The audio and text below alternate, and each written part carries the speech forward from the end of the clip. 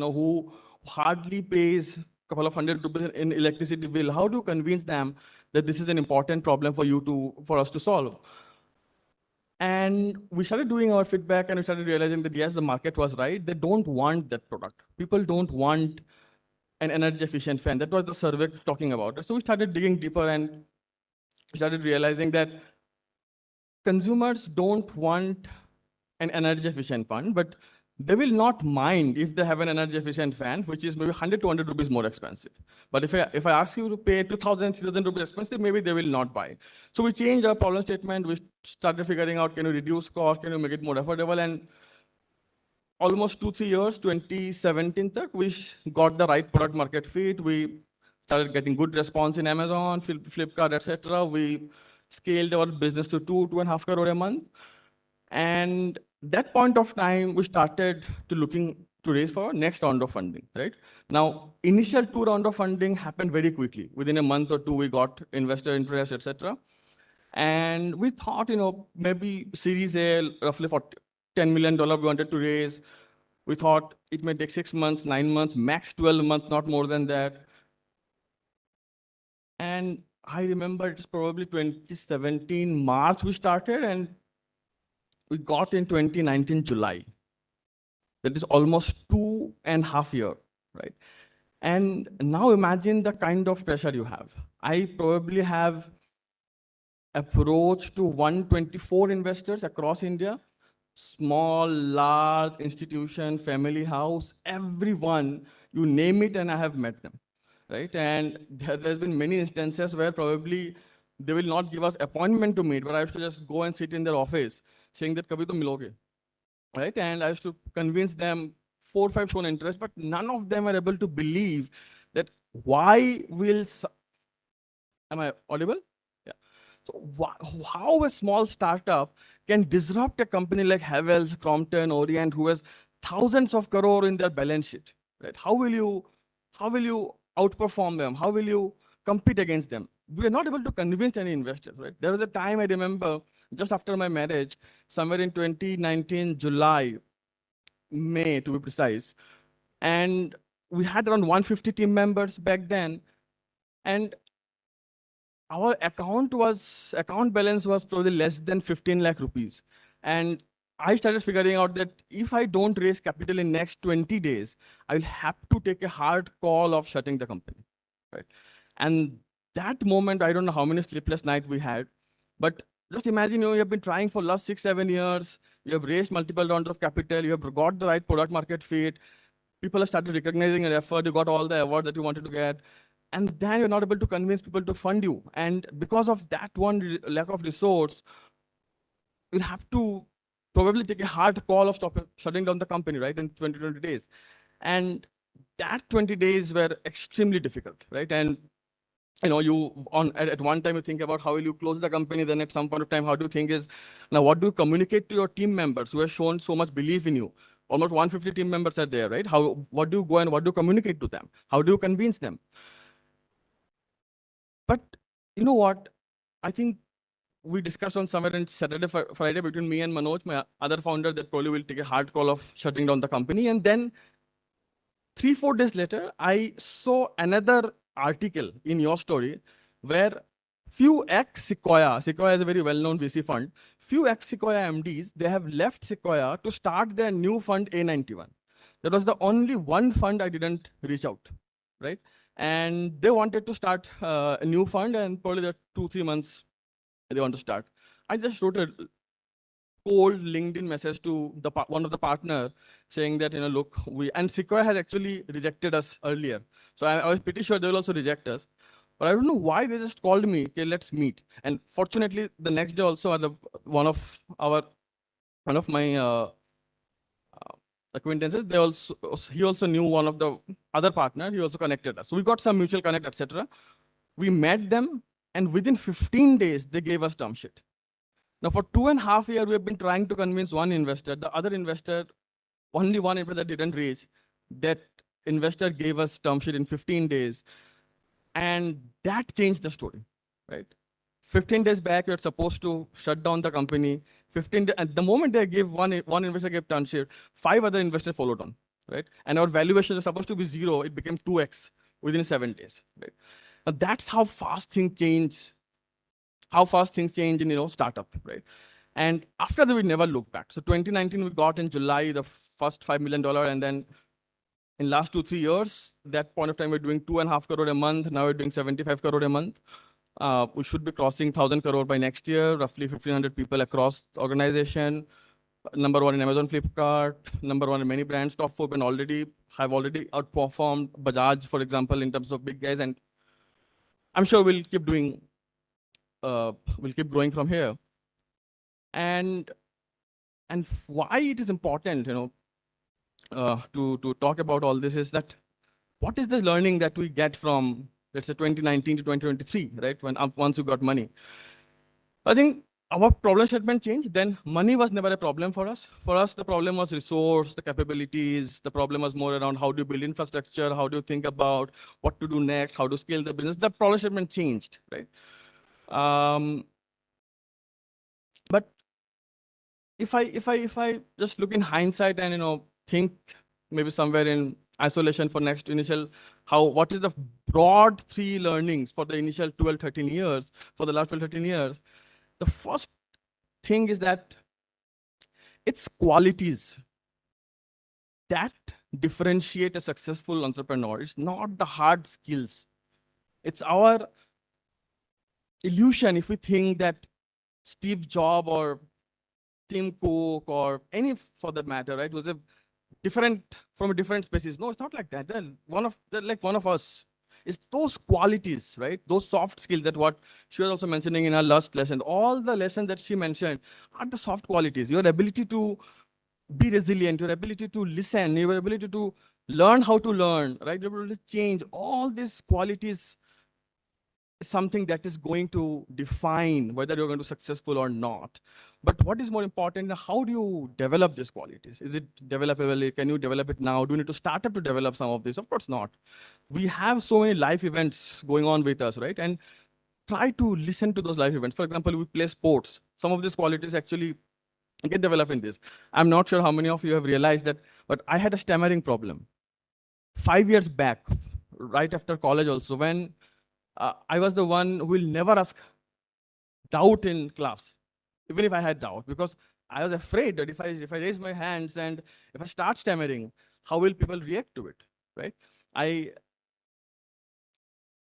think stammer is a big problem, and I was stammer very bad. People who knew me from my childhood, they will relate to it, right? But now I don't stammer. And what changed is that quality, right? Because I kept asking myself that, why I can't change it, why I can't. I never took any doctor appointment for that matter. But that changed, one year after year, year after year, year after year. Just keep trying, right? So I think look around. I'm sure you're doing a lot of things. You can develop a lot of qualities. Start identifying those skills that you have and start sharpening those. As you get into startup, will further sharpen to some of those. The second important lesson is that, to start up or to do an entrepreneurship, the first step is to start up, right? So jump into it. Don't wait too much, right? Have some belief in you, have some convictions in you. Do some groundwork and start. Don't wait and don't do a lot of analysis and paralysis. Don't create a lot of business plans. If you go to an research, they will ask you to create a business plan. Idea kya hai, team kaun hai, what is the market? Don't spend too much time on those in the initial days, right? Have a broad idea, understand what is the problem, for whom you're trying to solve that problem, reach out to them, do some consumer study, ground study, and just jump into it. Other things you will learn. You don't have to learn sales, you don't have to learn finance. Those things you will learn as you scale. And the third important part is the common misconception is that for starting up, you'll have to have an idea which is absolutely great. कि दुनिया में किसी ने किया ही नहीं है, ऐसा कुछ innovation करना है, ऐसा कुछ मचाना है. The world doesn't work like that, right? So you don't have to create something which is non-existent in the entire world. If something is non-existent in the entire world, it's actually more worry that why it is not existing. You can improve on things, but don't wait too much to develop the idea. Right? If you want to start up, just start up, right? And yeah, I think that's all from my side. I can keep talking about it, but I believe I have some time constraint. Wish you all the very best. And if one or two of you can actually become an entrepreneur, and if we meet in future, I think my last stage 2 days will be successful. That's how I will think as an output metrics from here. Wish you all the best. Feel free to reach out. Hopefully, I will respond in time on time. And yeah, all the best.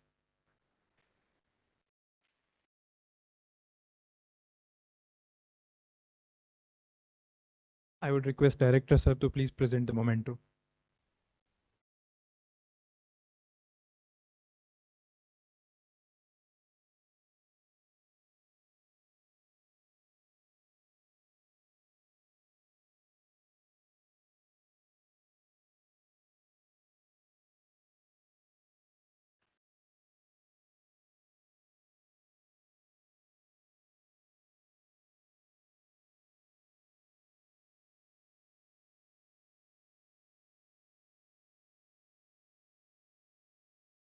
Your dedication to pursue the idea and make your own place between the big players has showed us that a strong character can disrupt anything you want.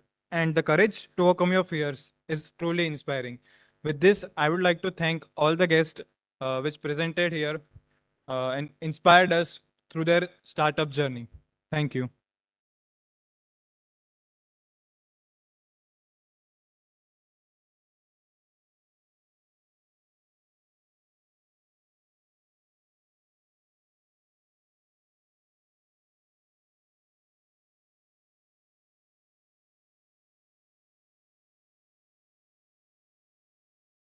I request the guests to please move out for tea.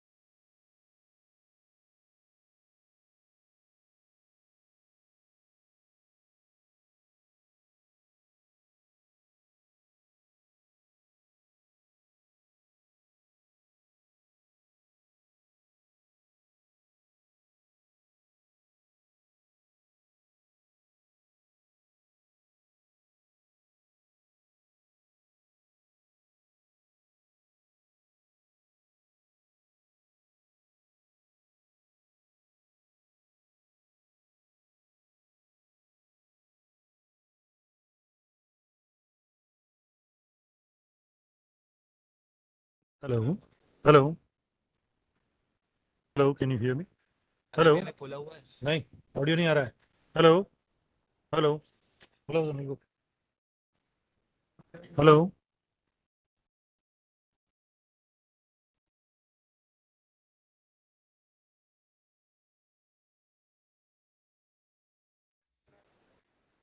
Hello. Hello. Hello. Can you hear me? Mic testing. Hello. Hello. Am I audible? Hello. Hello. Audio नहीं आ रहा Webex पे, इस पे audio तुम्हारे इसमें lecture hall में नहीं जा रहा है। Hello hello hello, Webex audio lecture hall में जाना चाहिए ना, इस पे वो नहीं जा रहा है।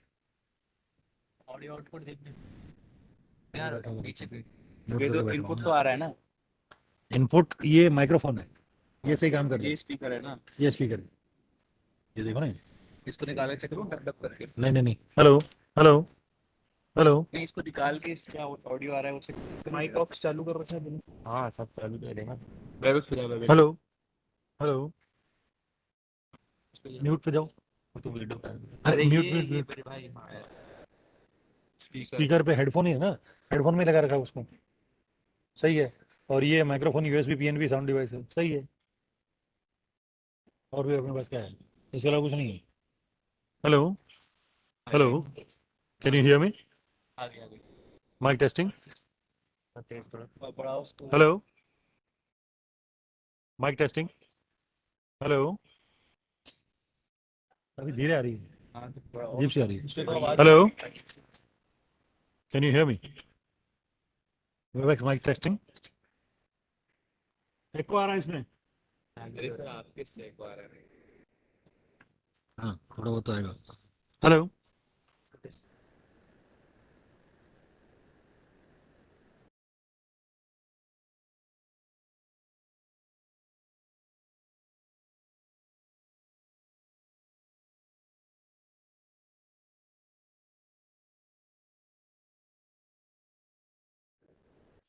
Hello. Hello. Check. Hello. Hello. Next mic. Hello. Hello. Check. Hello. Hello. Hello. Hello. Hello. Hello.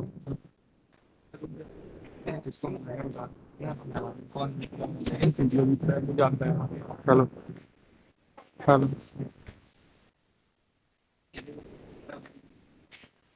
Check. Nature. Hello.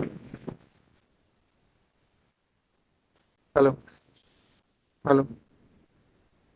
Rex, check. Hello. Check. Hello.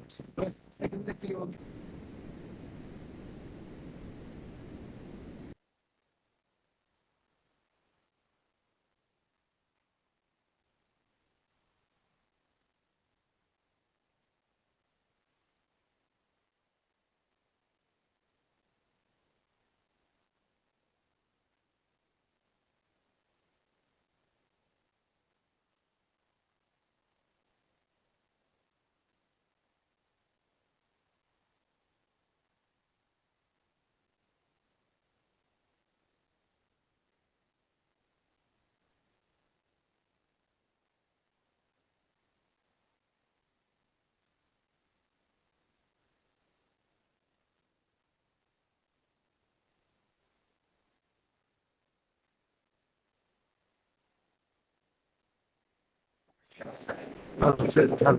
Hello. Hello. Check. Hello. Hello. Hello. Hello. Rex, check. Hello.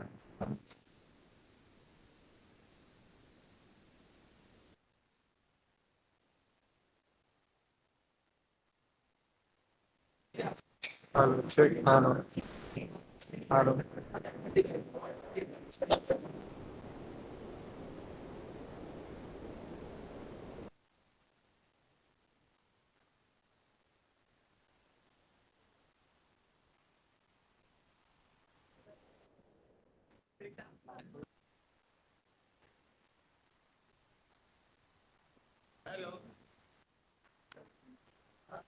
Hello. Check. Hello. Hello. Hello. Webex. Hello.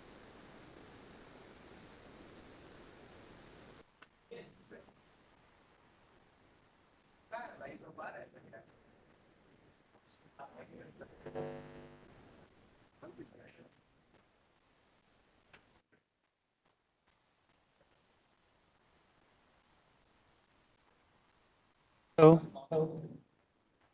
Hello. Hello. Please come in.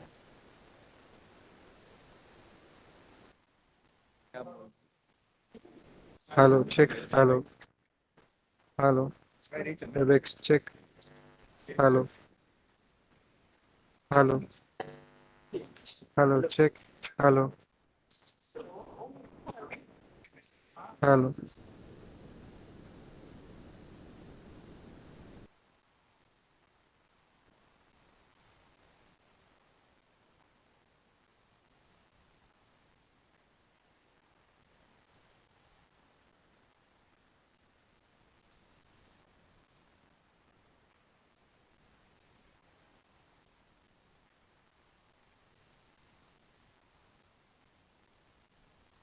How?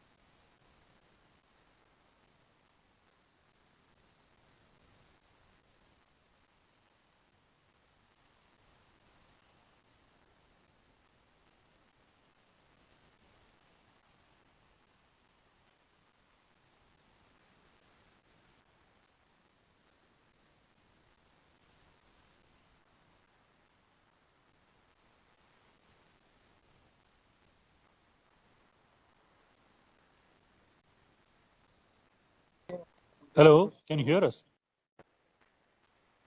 Mic testing. Hello. Sound आ रहा? हाँ, sound आ रहा था? Hello. Can you hear us? Proper? Sir आपका sound यहाँ नहीं आ रहा है. Sorry sir. Sir जी. Proper sound आ रहा है? It is okay. ठीक है. Noise है थोड़ा लेकिन ठीक है. ठीक है सर. सही है ना साउंड सर? चलो.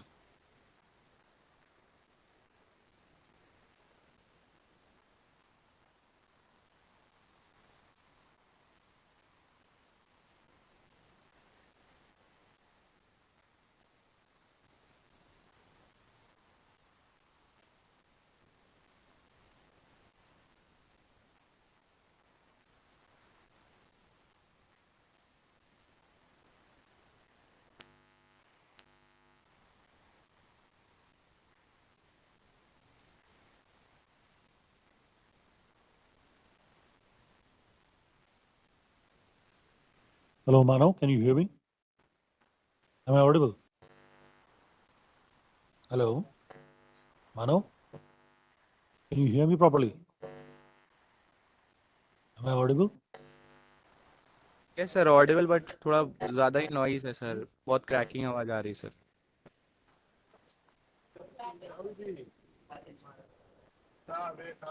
Hello sir. बहुत क्रैकिंग आवाज़ आ रही है. आपको मेरी आवाज़ आ रही है sir?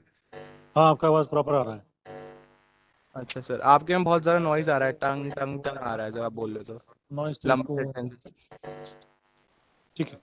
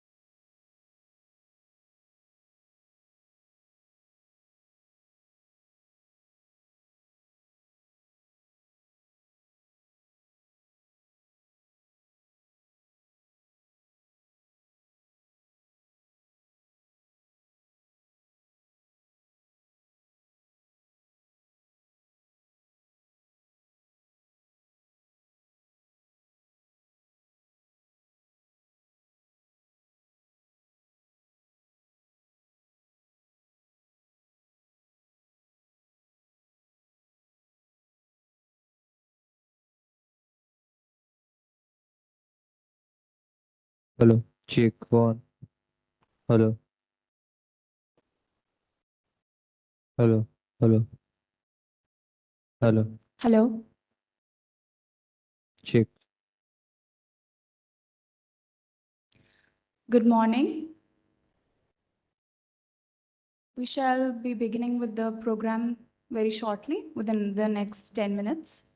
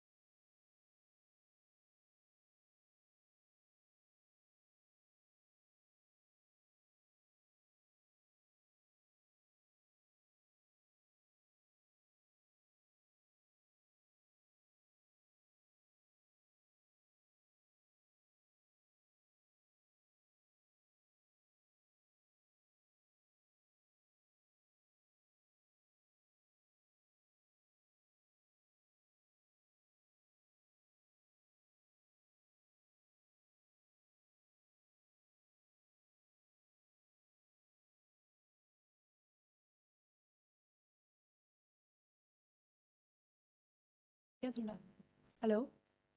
Hello.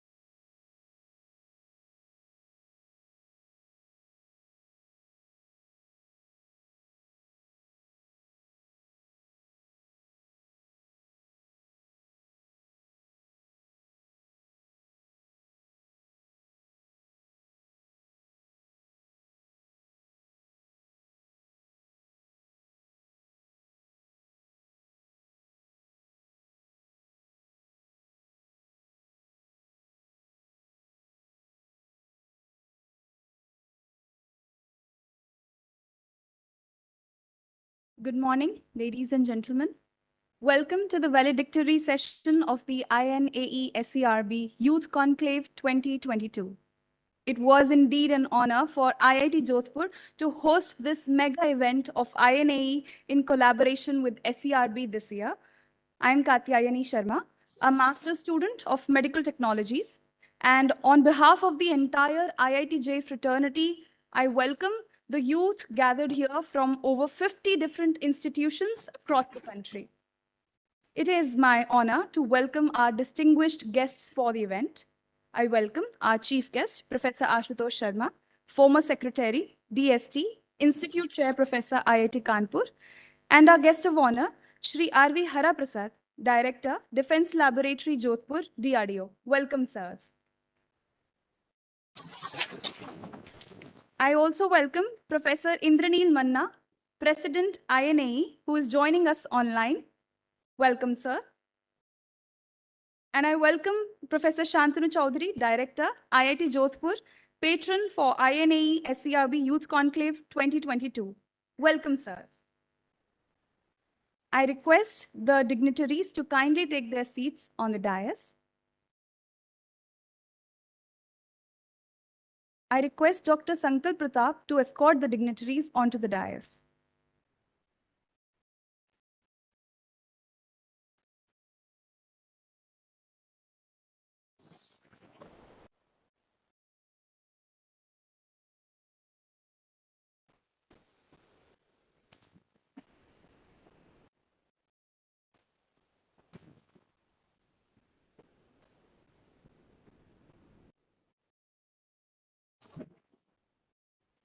Thank you, sir.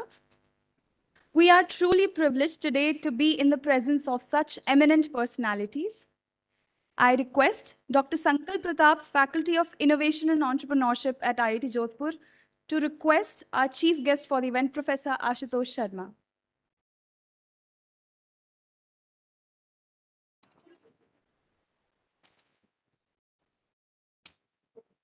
I request Dr. Pratap to welcome our guest of honor, Srihara Prasad.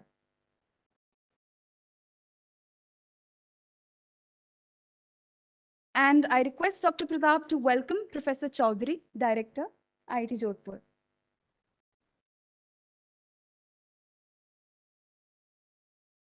Thank you, sir.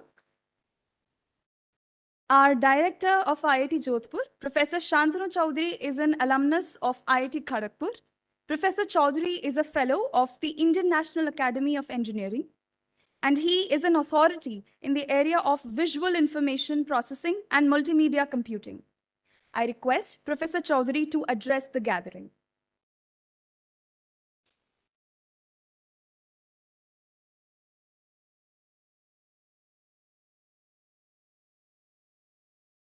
Good morning. Let me welcome all dignitaries on stage, Professor Ashutosh Sharma, Dr. Hara Prasad, Sankalp, and all the guests from outside who are here for this INE SERB Youth Conclave, my faculty colleagues, the students who have come from the institutes all across the country, and our students from Jodhpur and are here. Welcome to all of you for the valedictory session of this Youth Conclave. I think this has been a fantastic experience for all of us at IIT Jodhpur. I'm really proud to report that there was more than 650 registered participants in this Youth Conclave. We have about 18 fellows of INAE who have participated in various deliberations and activities of this Youth Conclave. And altogether, we had 28 resource persons, dignitaries from across academic institutes and industries, as well as young entrepreneurs who have helped us coordinate this Youth Conclave. In fact, when we planned this Youth Conclave, we actually looked at in terms of diversification of events which has actually happened in the past in the youth conclave of INE. We had the paper presentations in different scientific tracks. We also organized mini seminars in those scientific areas, which was addressed by not only INE fellows, but also people from industry, including startups. We had hackathon. I think hackathon had about 600 participants who wanted to participate in hackathon. We had ideathon as well as a game jam, for which I would like to express my thanks to ACRB for its special support to have the game jam organized as part of this conclave. The most important thing is that when we looked at the registration data, I think Sankalp will tell us the details. Actually registered participants who wanted to join this event was about 1,200, more than that. And obviously we have resource constraints because we have to provide accommodation to them because there is nothing around where they can get an alternate accommodation.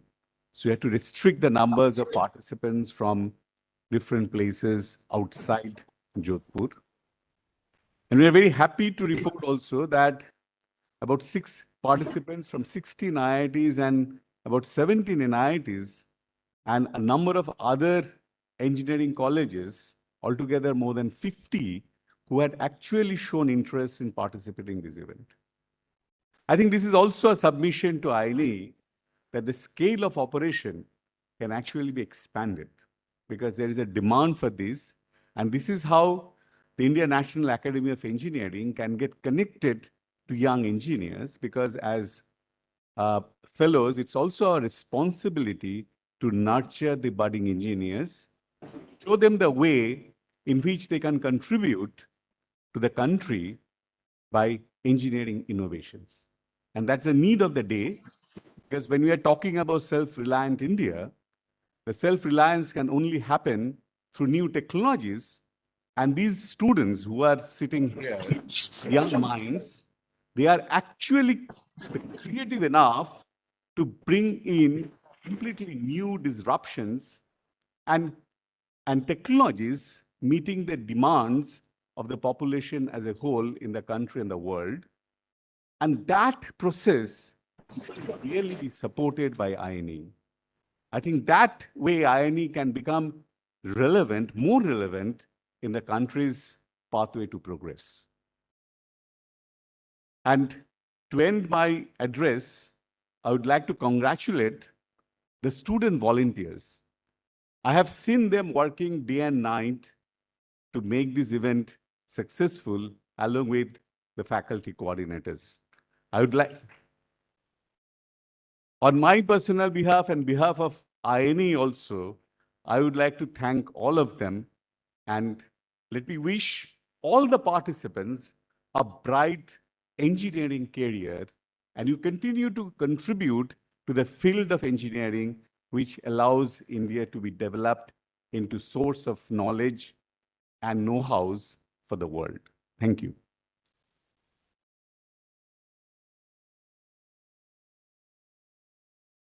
Thank you so much, sir. Professor Indraneel Manna, who is joining us online, is the 14th president of INAE. Professor Manna is a metallurgical and materials engineer. He obtained his bachelor's in engineering from Calcutta University, MTech from IIT Kanpur, and PhD from IIT Kharagpur. Professor Manna has been a renowned and prolific researcher, and his contributions are widely cited and lauded by the scientific community. Professor Manna has several academic accolades to his credit and has played an active role in several major MHRD initiatives like Imprint and Namami Gange. Under his leadership, INAE has become a national agency that promotes engineering and technological self-reliance in India through translational research, innovation, and entrepreneurship. It is our honor to have you here with us, sir. I request Professor Manna to deliver the presidential address.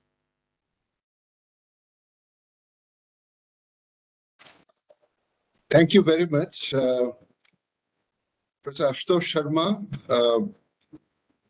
Professor IIT Kanpur,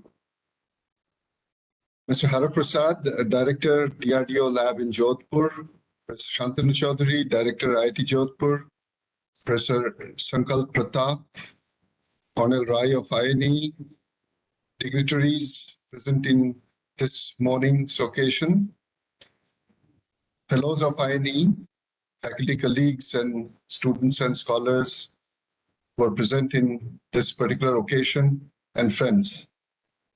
This is indeed a great commentary that we heard from Professor Chaudhary about the level of participation of Youth Conclave. We started on 15th of September, the National Engineers Day, and I had the opportunity of sharing with you some of my thoughts about why Youth Conclave is very important to INE. I would repeat saying that this is one of the 4 major calendar events we conduct every year. And this particular one is entirely devoted to the youth of the country. INE certainly wants to reach out and make itself very relevant to the country and the profession. And there are different strata in the profession which actually are connected with engineering and technology. In this Youth Conclave, our primary aim is to offer a platform to the youth who are either students, entrepreneurs, or even professionals to showcase their talent, their potential, and also help us judge the technology readiness of the country in terms of skill sets, in terms of mindsets, and also in terms of the future vision. Numbers that we heard from Shantanu, and in fact, INE also shared with me, there's certainly enough of a reason to believe that this possibly, in its 6th edition, this is probably the most successful Youth Conclave so far. I'm told more than 2,000 students actually wanted to participate from 149 different institutions, 16 IITs, 13 NITs, and eventually only close to about 600 are finally participating, nearly about half of them from various NITs and institutions, and a large number also from IIT Jodhpur.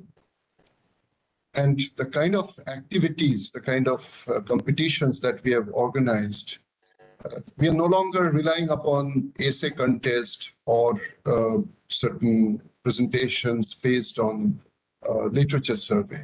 We are talking about specific competitions, be it hackathon or ideathon, game jam, and so on. It's a very different approach altogether. So essentially, these competitions are the avenues for individuals to showcase their not only talent, but their prowess, their ultimate ability to solve specific problems. On the inauguration day, Professor Devankar tried to explain as to what is INE and what does we do. I would stress upon one single point that if this country really wants to harness the so-called demographic dividend, then, and that too for technological self-reliance, then one of the most logical course would be to allow the youth to come forward and try and make them explore their various new ideas. So this Youth Conclave, apart from giving various competitions, offering various competitions, various topics it has covered also is fairly topical and new. I mean, I'm very happy to see we are not just talking about something like creating a space shuttle. We actually are talking about implementable targets like smart infrastructure, the tinkering lab concept or the experimental interface and experimental learning through experiments, quantum technology, extremely futuristic, but technology front, which is evolving, which is emerging right in front of us. Similarly, we are also talking about societal issues of drinking water, habitat, food, and eventually we also have specific event or specific session for the startups to showcase their developments. So this is exactly what Youth Conclave is meant for. We would like to actually graduate into a wider reach. Maybe in the future versions, future editions, we'll have an event or a session preceding the actual Youth Conclave, wherein we will go through certain processes of shortlisting so that much larger participation would be possible in the final round. In this edition, what is also very heartening is, going by what Shantanu just now mentioned, that nearly 20 fellows of INE participated, and also something like about 30 professionals participated in and offered their expertise in various sessions. Now, we also would like to have more of young associates to get involved, because this is, after all, for the youth, and the age limit for selection to INE young engineers is 35, and for Kalam Fellow it is I think it's 45. So these are the two brackets that we would like to involve in such activities to a larger extent in the future.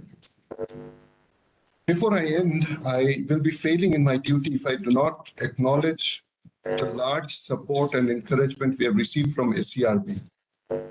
I have no hesitation also sharing with you that the amount of financial support we have received from them made it possible for us to actually launch such a very major initiative this time. So my special thanks to Professor Sandeep Verma, Secretary SERB, not only for supporting Youth Conclave partially, but coming up with a very major initiative which INE is conducting on behalf of TST and SERB on digital gaming platform. This is a major national initiative which will be, which is already underway, and the call for proposals will be released by the end of the month. And this will be a national initiative with a major opportunity for entrepreneurs to come forward and develop products which actually can reach out to the market. So I think all of us are probably waiting for the declaration of the results and prizes to be handed over, and surely to listen to the guest of honor, Mr. Srihara Prasad, and the chief guest, Professor Ashutosh Sharma. When Ashutosh speaks, actually, I'm sure it is going to be actually a fun session. You'll not realize how you have also ended up learning quite a lot from him. So thanks very much, Ashutosh, for coming here and gracing the occasion. I didn't know that you were there also on the very first day. I came to know later on. And my apology to Shantanu Chaudhary for not being able to come and physically be present in this event. But nevertheless, we are extremely grateful to IIT Jodhpur and each and every faculty member and volunteers who are present, who have made this possible, for their very, very active and sincere support. So thank you all, and let's hear to the guest of honor and the chief guest, and also be ready to put our hands together to congratulate the winners of the competitions. Thank you, and Jai Hind.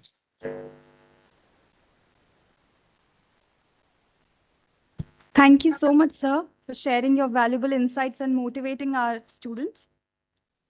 As you all know, the theme for the event this year was Emerging Technologies for Sustainable Future. Several events like Hackathon, Ideathon, Game Jam, and 3-minute thesis presentations were organized in various domains, all of which witnessed enthusiastic participation from students of IIT Jodhpur and those from different institutions across the country. Now, we shall felicitate the award winners for the technical paper presentation and poster presentation in various scientific domains. I request our chief guest, Professor Ashutosh Sharma, to felicitate the awardees. The award for technical presentation in the domain of digital healthcare goes to Dipro Mukherjee, IIT Jodhpur. I request all the awardees to gather near the stage.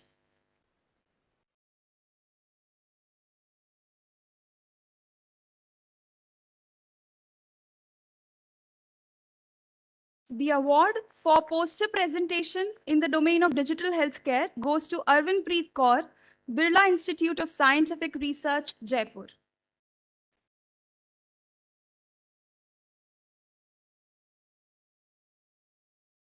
The award for technical presentation in the domain of food and emerging vista of engineering goes to Vishnu Kumar, who is not here. Okay. The award for poster presentation in the domain of experiential interface, the award for technical presentation in the domain of experiential interface goes to Abhiram Subramaniam, IIT Jodhpur.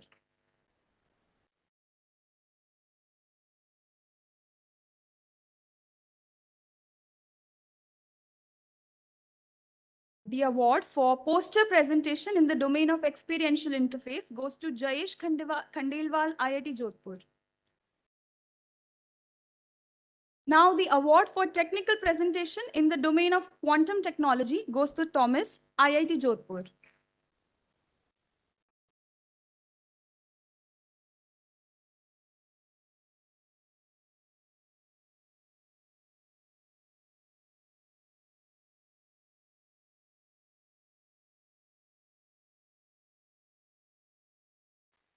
The award for poster presentation in the domain of quantum technologies goes to Ayan Kumar, IIT Madras.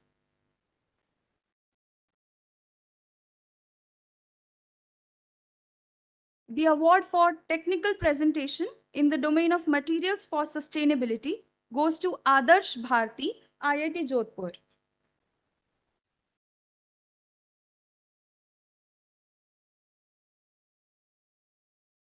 The award for poster presentation in the domain of materials for sustainability goes to Subburayulu, IIT Jodhpur.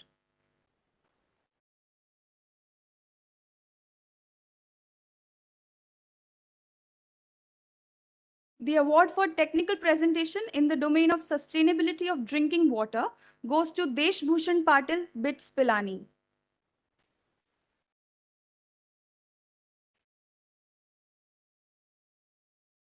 The award for technical presentation in the domain of smart infrastructure goes to Mohit Singh.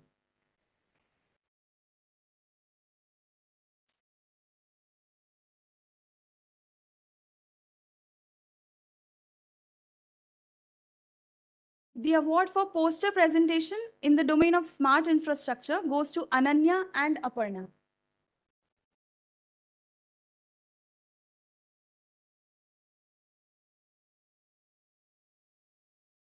Thank you.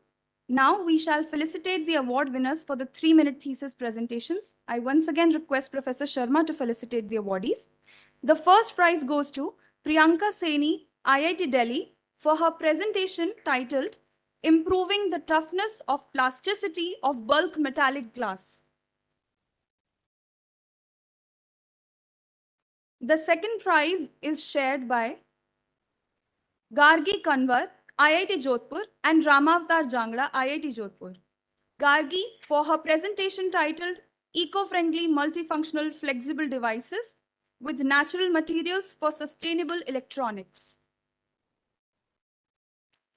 Ramavtar for his presentation titled Non-Thermal, Non-Equilibrium Cold Plasmas for Better Indoor Air Quality, Contemporary Developments. Thank you, Professor Sharma, and congratulations to all the awardees. Srihara Prasad is Director of Defense Laboratory, Jodhpur. Srihara Prasad obtained his BE in Electronics and Communication Engineering and ME ECE degrees from Osmania University, Hyderabad. He joined Defense Electronic Research Laboratory, Hyderabad, and worked in the area of microwave antennas and radomes for about 15 years. In 2003, he was deputed to GFAST, Group for Forecasting and Analysis of Systems and Technologies at DRDO headquarters, and was attached to the Office of Scientific Advisor to Raksha Mantri. During this period, he has carried out study and analysis of signal intelligence, SIG-INT, systems and evolved a technology roadmap for aerospace-based SIG-INT systems. Under his guidance, ground-based EW systems for Army, airborne EW systems for the tri-services, and passive seekers for missile applications have been executed. He has published and presented several technical papers in national and international journals and symposiums. He is a fellow of IETE and member AOC and ASCI. We're honored by your gracious presence, sir. I request Srihara Prasad to address the gathering.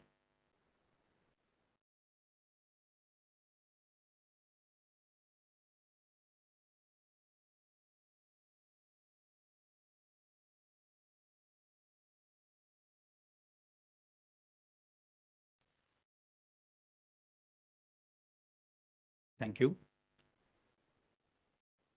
Professor Ashutosh Sharma, former Secretary DSP, Institute Chair Professor IIT Kanpur, and the Chief Guest of today's function. Professor Santanu Chaudhary Sahab, Director IIT Jodhpur. Professor Indrani Manna Sahab, President INAE. Dr. Sankalp Pratap, Associate Professor SME IIT Jodhpur. Dr. Vadera, former Director of DLG. And faculty and staff members of IIT Jodhpur, members from INAE and SERB, representatives from industry and startups, and dear students, very good morning to you all. At the outset, let me congratulate both DLJ, both INAE and SERB for conducting this Youth Conclave 2022. This type of platforms, they provide an excellent opportunity for various stakeholders to come onto the common platform, both student community, industry, startups, and also the R&D. And definitely, so many ideas will be flown across the common stakeholders, and also to evolve what is the way ahead to have a mutual cooperation and mutual way of conducting this type of activities from the perspective of science and technology to meet the total security and at national level, the self-reliance in our country for science and technology. Today, if you look at India, we are producing every year about 15 lakh students are graduating from engineering colleges. Out of which, if you look at, there's about 3% of the students, they are getting the high-tech jobs, and remaining thing people are having in various areas, they are being absorbed it.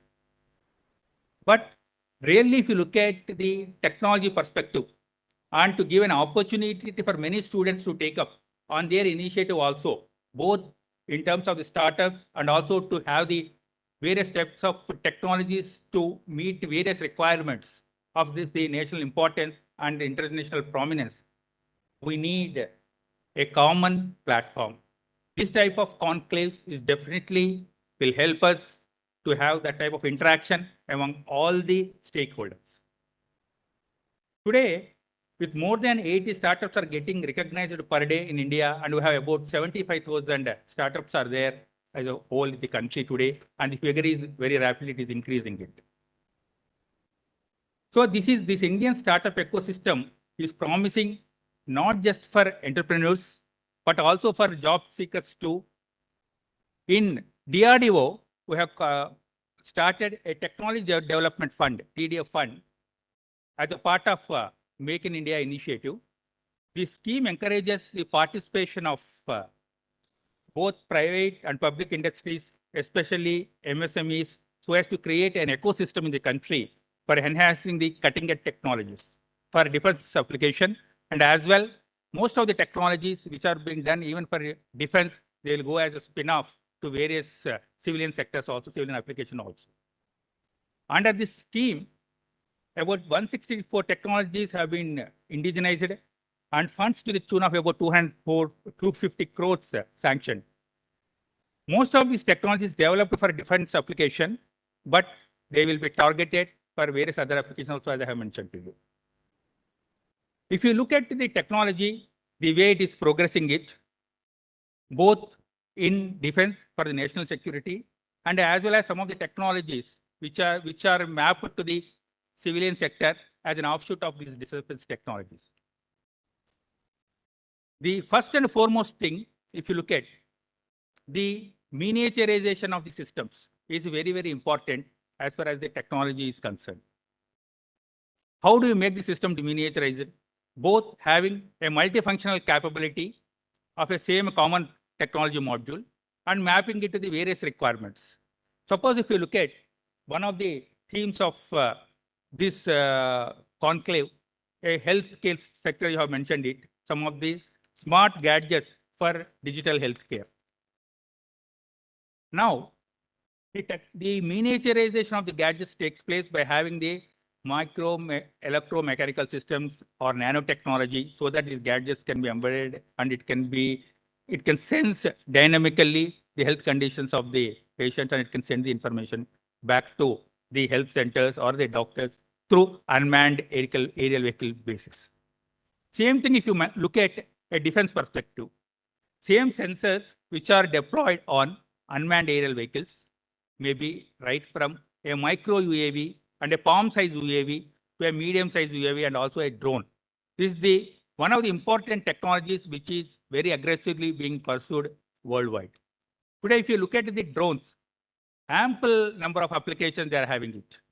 Both for, they can have the surveillance, they can also have the communication, drug delivery, agriculture sector, and also they are posing a problem for the national threat point of view also, they are posing some threats. So how do you make these drone system, micro drone system, designing for our own application of surveillance and communication and whatever are the other areas of there where you can use the medical applications. At the same time, how to make those drones that we are going to destroy them before doing any rogue operations in the country, for which the miniaturization is the mantra. But today, to make the miniaturization, basically, there are certain technologies right from materials level are required to make the systems miniaturized. Now, special type of materials, metal materials, frequency selective surfaces, functional materials, carbon nanotube materials are also coming, wherein we are making the material as a base on which we are developing the multifunctionality of the system. If you look at it, this is as a defense application, but at the same time, we can map it to a civilian sector. So there is no distinction, or as far as the technology is concerned, whatever we are doing it for military application, they can also be mapped to the various areas of civilian applications also. But how to make that miniaturization, how to make the fundamental research of the materials if you're doing it, that is a big challenge. Most of those things can be done both from the lot of analysis, simulation studies, which needs to be carried out, and the biggest strength from the academic institutes because of the so many potential student and resources are available, facilities are there, simulation work. So taking it up, we can carry out various models, simulation, and also find out what could be the possible areas by which the product can be miniaturized. Next lies how to realize this particular theory to translate into a product. That product design can be carried out jointly with R&D establishments and also the industry. Now, multiple numbers of those items, productionizing it within a short period of time. How do you make them in multiple numbers? How to produce them to meet the various requirements can be done through industry, right from involving the industry at the beginning of this project. All these three stakeholders to jointly evolve, and they should work out a methodology and a procedure how it can be done to meet the requirements. Today, there is no time for us that the systems will be done with a long gestation period. Any idea is there, that idea needs to be translated to a product quickly, very quickly, and with repeatability and environmentally qualified way that we have to make the systems so that we can meet the requirements of the nation. Now, to make that particular thing, there should not be any, wherever specialization lies, there should not be any duplication. We should share the common resources. Sharing is very, very important. Common infrastructure sharing is important. Facilities are important. All those things put together, how quickly that we can make the systems to be realizing it by using various types of startups which they are having. Tremendous potential is there. What I could see that, which they have been presented here, that so many startups are coming in a very big way in the country. That is the biggest strength of India for us. Let us have the complementing the each one's capabilities. Let us how quickly systems needs to be configured to make the various type of technologies for myriad applications is the need of the hour in the country that we need to address them. Some of the technologies which are being done, like if you take a mobile technology, very aggressively the mobile technology is evolving it, right, from 1G, 2G, 3G, and very soon we are going to have 5G, and also research is on 6G. So some of the test beds for 5G, what are the frequencies, whether it is a low frequency, mid frequency, or millimeter wave frequency of the 5G technology, some of the test beds are being worked out and jointly evolved by academia and also the industry together. In fact, we should not miss this bus of having how best that the mobile technology is evolving both in terms of 5G and 6G, and what are the basic technologies are required to concept them are being worked out jointly by both academia and the industry. Today we are doing it. Very soon we are going to have the 5G, and the amount of information exchange and the rate at which the data should come from these type of systems to disseminate for various type of application. Application may be different, and some of the things which you can need, there could be a model in which it can, for the implementation of the algorithms, whether by means of an artificial intelligence or we can have machine learning, so that the algorithms implementation is very, very important. Today I have a drone. On the drone I have a sensor. As a defense person, I will be using that particular system for surveillance and mapping. For a civilian application, we want to have a geographical mapping. We want to see what is the assets, where it is located, what about the vegetation, what is the climatic condition, these things to study. But at the basic algorithm level, if you look at, there will be a commonality both for military application as well as the civilian application also. So these type of areas, where niche areas needs to be identified jointly, and there is a need of the hour to work together, both from by the academia, industry, to work together, and in a very big way, startups can help us in making these type of activities to meet several requirements. That's another area I want to highlight it. One more thing, the cognitiveness. Any system today we look at, it is having a smartness.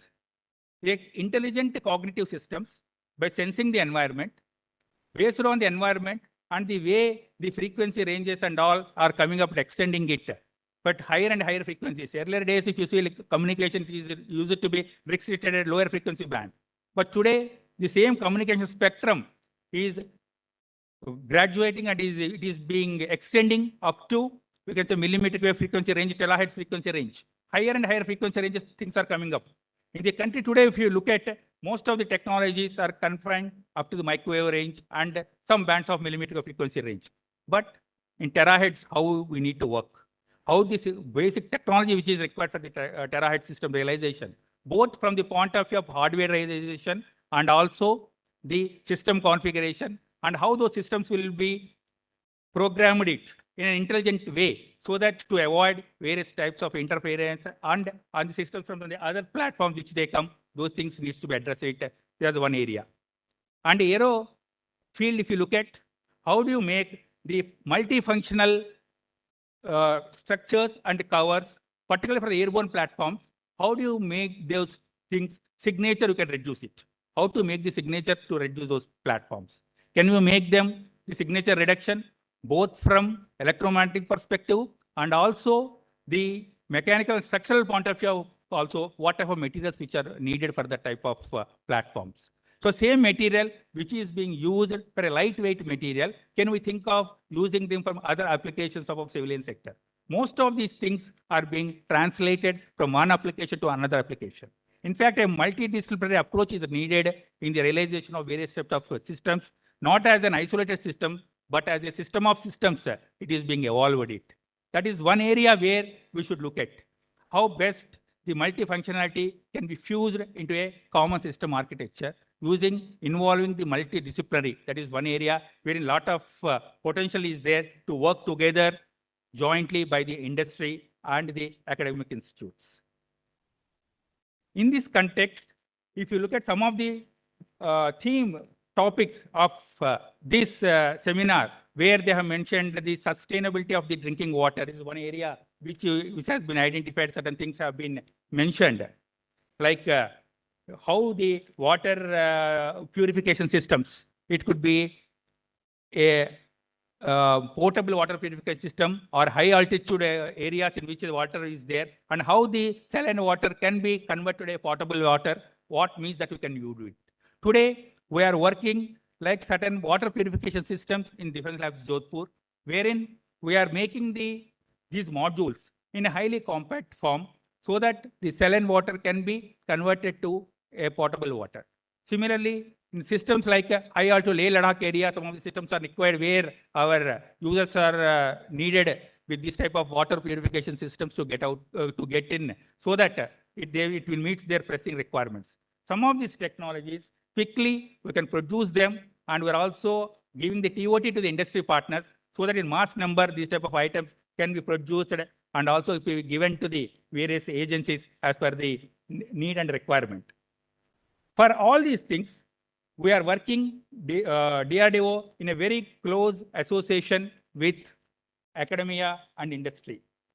I am happy to inform you that our Honorable Raksha Mantri has approved setting up of 6 new DIA COEs, Defense, Industry, Academia, Center of Excellences.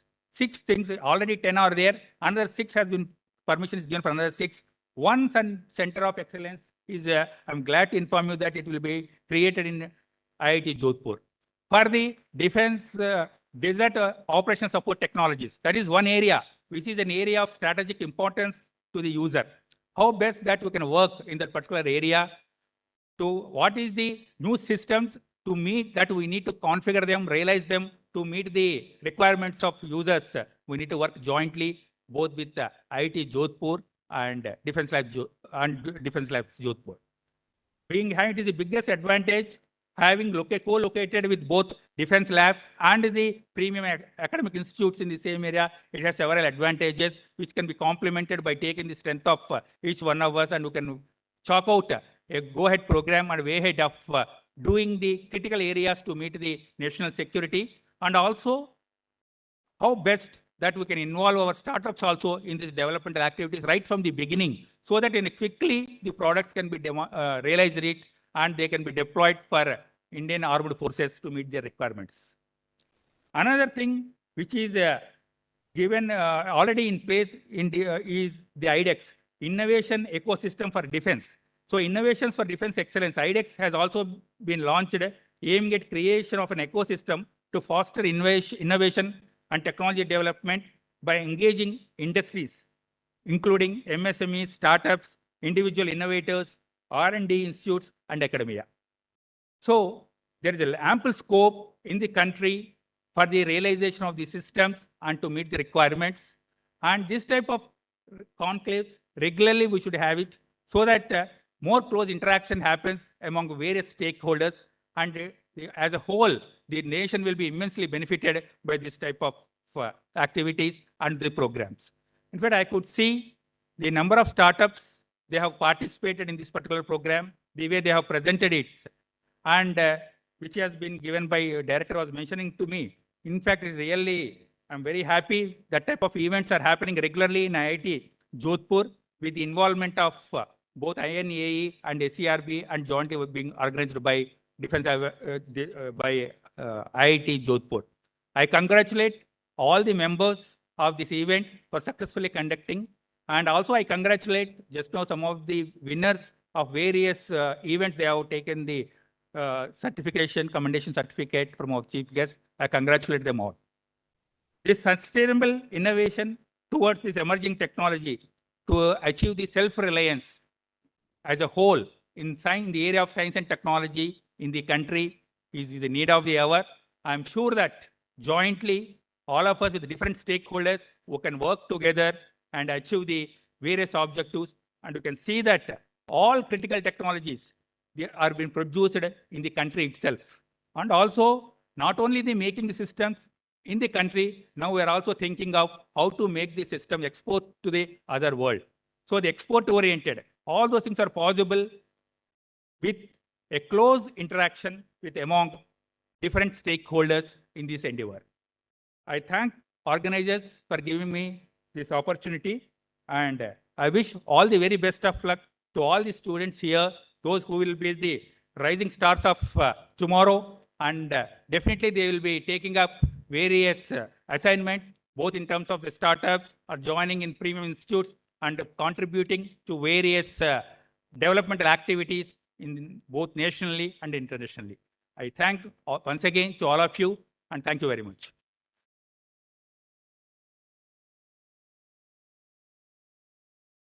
Thank you so much, sir, for your words of encouragement and delineating the various ways in which the students can translate their ideas into products. Next, we have the next category of awards.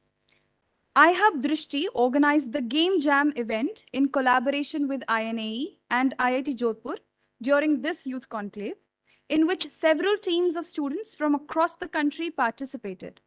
We shall now be felicitating the winning teams for the same. I would request the winning teams to please gather near the stage. I request our guest of honor, Srihara Prasad, to felicitate the awardees. The first prize goes to Command Hoax from IIT Mandi. I request the winners to please gather near the stage. The Game Jam winners.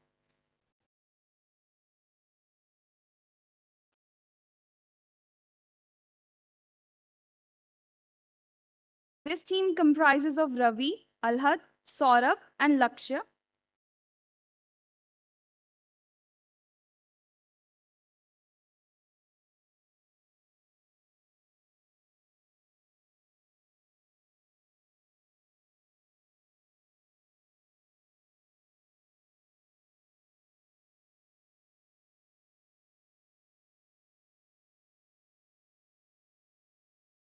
The second prize goes to Hipsters from IIT Jodhpur, comprising Srivats and Ayyappan.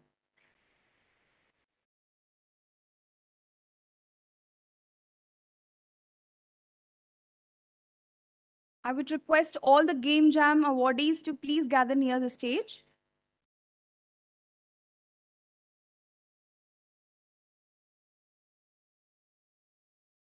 The third prize goes to Command Helix from IIT Mandi.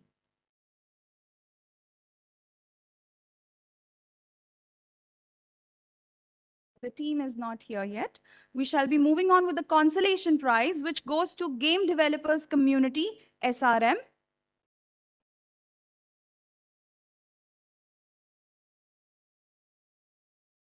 I would once again request all the participants to please gather near the stage.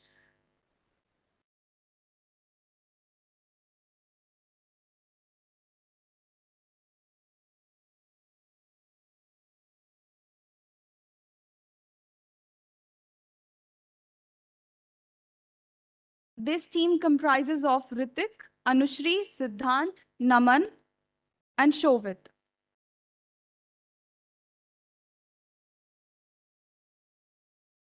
Meanwhile, I would request the first prize winners, Team Command Hoax, and their team leader to please come near the stage for their presentation.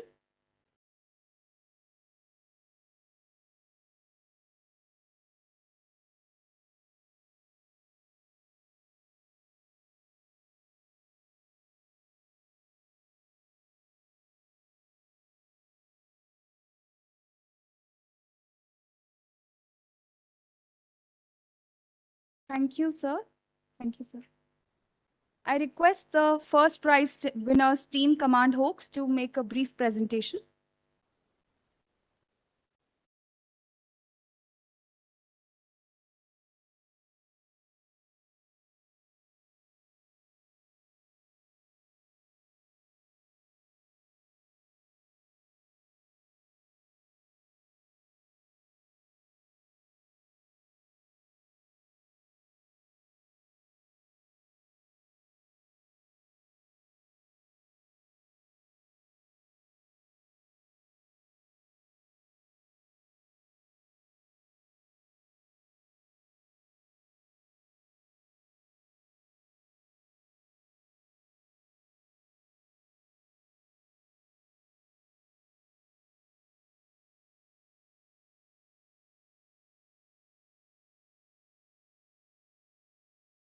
Good afternoon, everyone.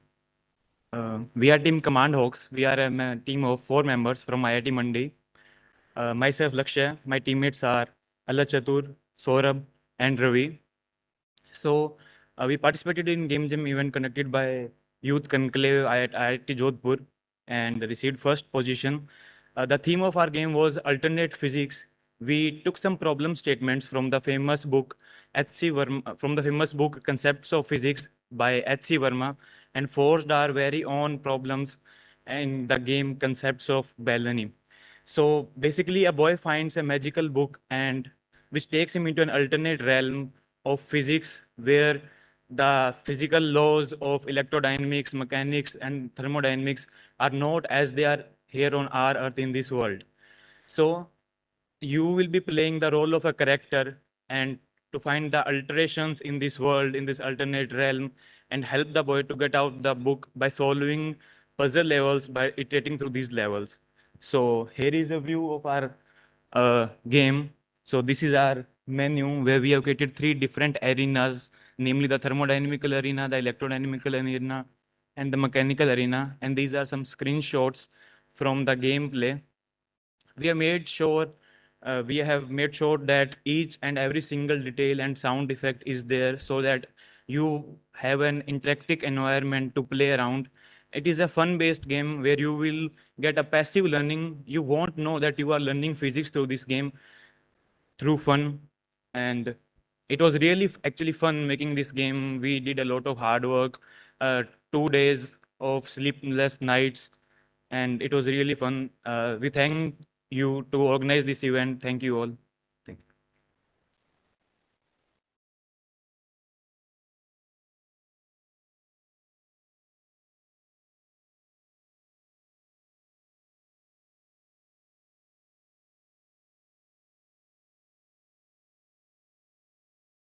Thank you, and congratulations to all the awardees. An ideathon was organized where multiple teams leveraged design thinking and cutting-edge techniques to brainstorm and collaborate on potential solutions within a given time frame. I request Professor Sharma to felicitate the awardees. The winning teams are: the first prize goes to Reality Rewired from Birla Institute of Technology and Science, Pilani.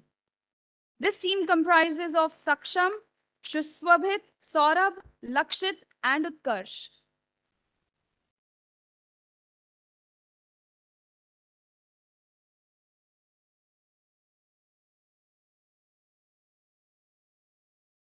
The second prize goes to Neutro Health from IIT Jodhpur.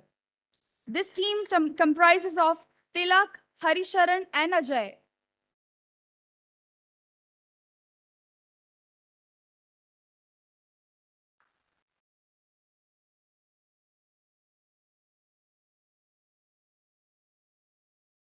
The third prize goes to Eternal from Jamia Millia Islamia. This team comprises of Dev, Divyansh, and Yati.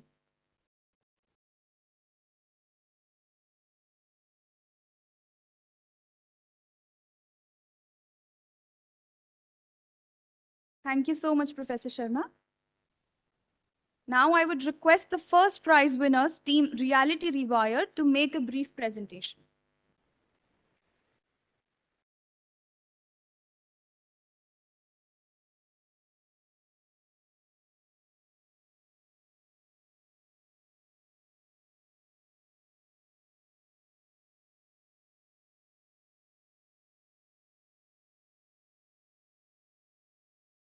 Hello everyone, we are Team Reality Rewired from BITS Pilani campus, and we worked on the problem, can mixed reality system bring real-world engineering experience to engineering students in a classroom? How? Our team comprises of me, Saksham Verma, Saurabh Bhandari, Lakshya Sethi, Sushobhit Shadangi, and Utkarsh Sharma. What is mixed reality? Mixed reality is a hybrid of virtual reality and augmented reality in which we can bring virtual objects to the real world and interact with them directly. With this idea, we aim to bring real life hands-on experience to engineering students rather than just theoretical knowledge. We broke down the problem into two parts. The applications, which included how we will use MR in engineering curriculum, and the improvements which were required on the existing technology in order to make the applications possible. MR has many widespread applications. For example, if we take aerospace engineering, then the cost of the equipment is very high. And we can use MR in order to simulate the different parts of a spacecraft or an aircraft if a student wants to study them. Nuclear engineering is very hazardous and dangerous. A student using MR can study about radioactive material, which is very rare to procure and expensive. MR has many different uses in other engineering branches as well in order to visualize the different components and study about them. What are the improvements we suggest? The current technology, the pioneer of MR is HoloLens by Microsoft. And its major problem are its computation time and its cost. We suggest that for educational institutes, there should be a CHPU. For this, you need to first understand what an HPU is. An HPU is basically the brain of the HoloLens, which processes the input you give to it. So we suggest the implementation of a CHPU in a classroom, which can be connected to the lens of the different students. What a CHPU will do is that rather than rendering the model multiple times, it will render it just once, and all students can work on it. This way, the computational time will also decrease for the model. Next, we suggested a different style of virtual model creation. Till now, 3D scanning was used in order to create the virtual model, but we suggest the use of deep learning. We use neural radiance field, also known as nerves, which are the state of the art in terms of novel view creation. Basically, what a nerve does is it takes a sparse set of inputs of 2D images in different views and gives out the output of a 3D model. So basically what we do is we give it a different set of images. We give it a 5D input. The 5 dimensions being X, Y, Z, theta, and phi, where X, Y, Z are the coordinates of the points on the object, and the theta and phi are the viewing directions. And taking them into consideration, the model gives out the RGB values and the volume density. What this does is it helps us in rendering different views from different angle, and combining all this, we can make a 3D model out of it. Nerves are better than 3D scanning because they are cheaper and far more accessible. Think of it this way. Suppose there's a professor who wants to show a particular object in his class. Rather than making that object pass through a 3D scanner, all he can do is take a bunch of photos and pass it through a nerve model. Nerves also are better in terms of complex objects as well as thin objects and electric images. Um, uh, that was it from my side. Thank you, thank you, everyone. I would like to I would like to thank IIT Jodhpur for giving us this opportunity to work on this project. Thank you.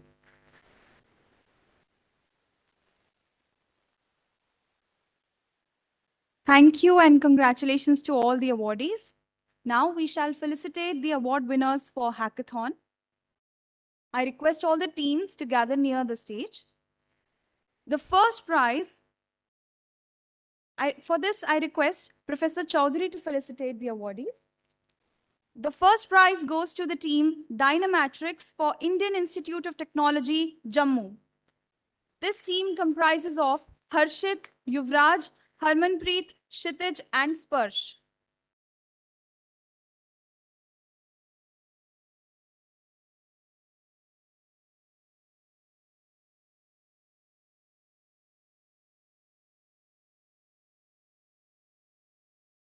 The second prize goes to Enigma from IIT Jodhpur. This team comprises of Nikhil, Abhishek, Aman, Nilesh, and Somil.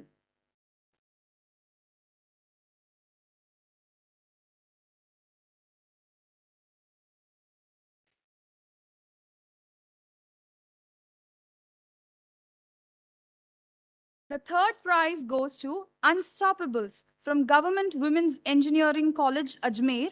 The team comprises of Akshi, Aditi, Parikh, Akansha, and Hanisha.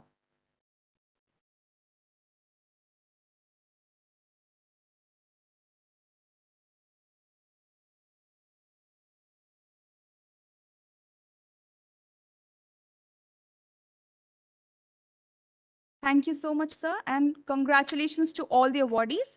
I request the first prize winning team, Dynamatrix, to make a brief presentation.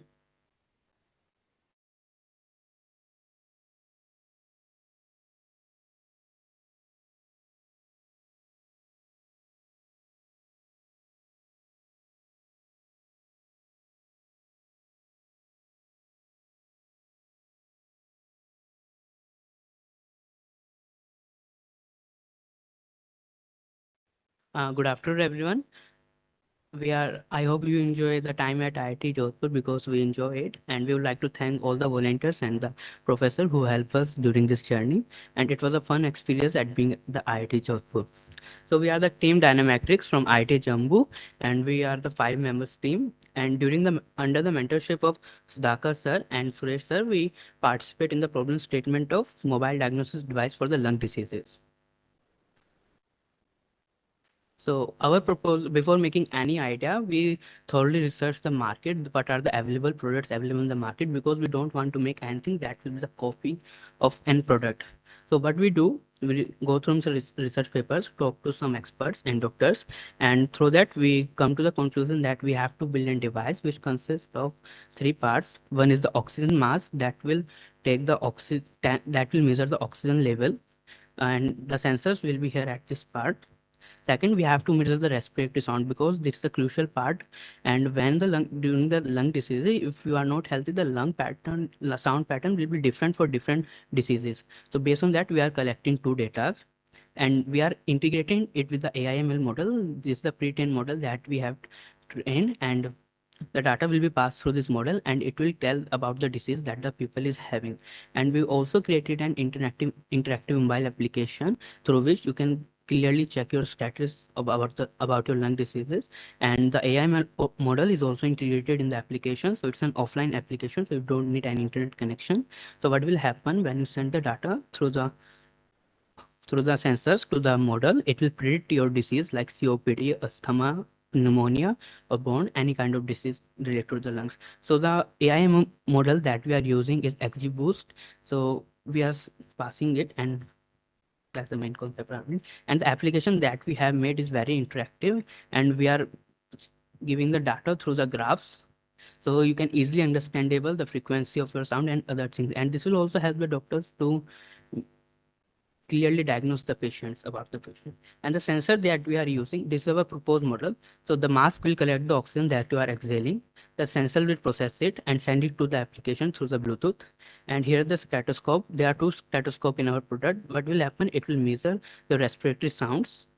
And there's ESP32, that is the Bluetooth model that will send the application to the AIML model. So that's it for our presentation.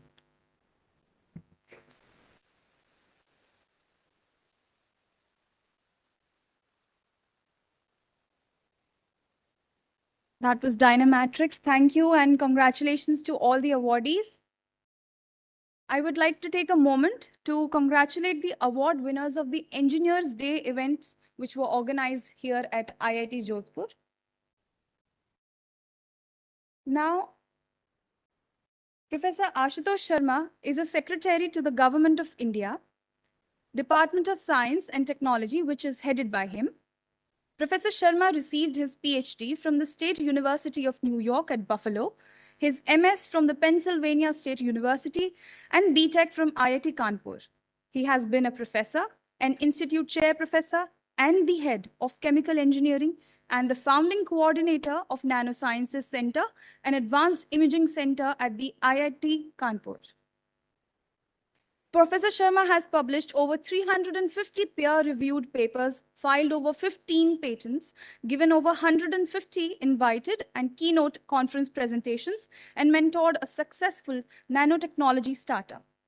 Professor Sharma is a recipient of numerous honors and awards, including J.C. Bose Fellowship, Shanti Swarup Bhatnagar Prize, and the Lifetime Achievement Award of the Indian Science Congress, and several Doctor of Science honoris causa. Professor Sharma is an elected fellow of several national and international scientific academic bodies, including the Indian National Science Academy and the Indian Academy of Sciences, the World Academy of Sciences. Professor Sharma's interests are in ancient history and philosophy, along with poetry and art. Sir, we're honored by your gracious presence today, and I would request you to please deliver your plenary talk.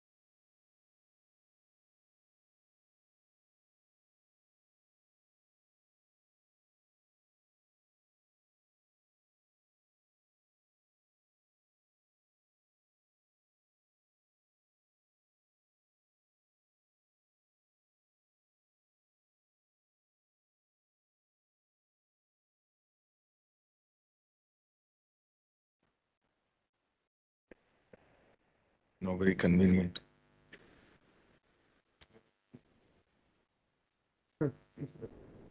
Yeah, put it the full. Sorry about that delay. Lights and shadows of technology always happens. At the last moment, something would not work. Mr. Hara Prasad, Professor Shantanu Chaudhary, all the friends who are here. It is so delightful for all of us to be in the city of Jodhpur. Wonderful city, wonderful hospitality. To my mind, Jodhpur is defined by 3 M's. Mehrangarh, the high point of culture and architecture. Mirchi Vada, another M. And to balance that, some mithai, the 3rd M. It's so wonderful to be here. Huh?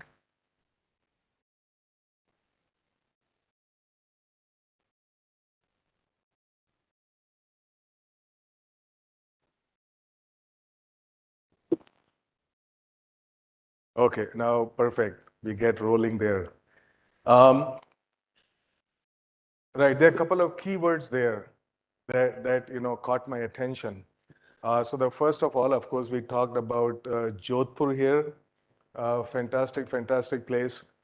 INAE is the apex organization that represents engineers, which is most of us here, Indian National Academy of Engineering. Now, I've often heard,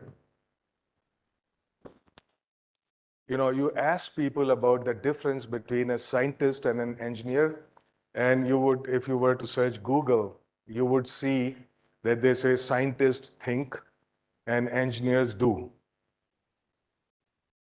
That's complete nonsense. Okay, I mean, just don't believe whatever you keep seeing over and over again. Of course, thinking is doing, and of course, to do something meaningful, you have to really do deep thinking. To my mind, the difference between a scientist and an engineer is about the emphasis on analysis versus synthesis. Now, what does it mean? It basically means, look, an engineer, it just cannot do with E equal to mc squared. If you want to make a nuclear reactor, then E equal to mc squared is a small part of it, is an essential part of it, but it's all about synthesis. So you would need a whole lot of mechanical, structural engineering, you would need fluid mechanics, you would need thermodynamics, you would need everything that is ever there in any of the textbook and beyond. So it's all about synthesis, and that's the hardest part. It's the hardest part because I just don't think that this is actually taught in any serious way. So while we are all very good at analysis, because our knowledge, acquiring the knowledge, is from chapter to chapter, from exam to exam, from course to course, from degree to degree, from college to here and there. So this is also divided, and that there is absolutely no shot at the synthesis for problem solving. And so this is what differentiates engineers from scientists, that there is no one solution. There may not even be an optimal solution. We are not saying it's not like JEE, there's a multiple choice answers and one of them is correct. Absolutely not. So this is about a wide spectrum thinking, if you would. This is about living with uncertainty. This is living with partial knowledge and closing that gap to the best of our ability. So there's a huge, huge difference between doing science and doing engineering. And there's just a very, very quick illustration, a very quick aspect of that. Second thing about the youth. So what struck me, the word youth, you see, often people think that the opposite of youth is old. That's not true at all. Okay, so there are people who are young and there are people who are younger, but there are no old people in this world. So the young is defined as people who got the energy, enthusiasm, soaking up experiences that would make it less young, and so on. So it's about growth and the potential for that growth. And so, of course, that's always continues with more or less, pace. It always continues. So never make the mistake of thinking that there are young and there are old, because very soon, if you were to think like that, very soon, most of you then would become old, and then you would have to carry your own stereotype in that. And also, I can tell you that there is not that much difference between young and what is called old. And I'll illustrate that with my personal experience. So when I was younger, maybe 30s or something, I got together with friends who were the same age.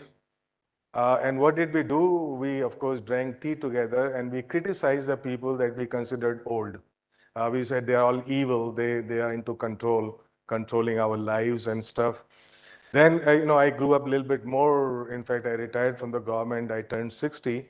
And what did I do? Then I got together with people who are my age and we criticized the people who are younger. So now what is it you see? That there is a continuity. With the fundamental aspect of life is criticism. No matter how you do it and with who you do it, right? So there is not that much difference between who we call young and younger. And so there is a critical point to understand, so that we have this lifelong capacity to learn and to grow. Often I cannot sleep in the night if I ask myself before sleeping, what did I learn today which I did not know before? If I cannot satisfactorily answer that question, then it would take me a very long time to go to sleep. So this is all about that aspect. Now, okay, what do you want to do very quickly? I think usually what happens with me is that I'm given 45 minutes to speak, then I speak 3 hours. Okay, but I promise it's not a threat. Okay, I would conclude on time. And so this discussion is about not so much about a particular aspect of science or engineering. It is about the processes of doing that good science or engineering. And a whole lot of that is actually common to all of us, no matter what we do, what department, or what kind of activity we do and so on. To go forward with that.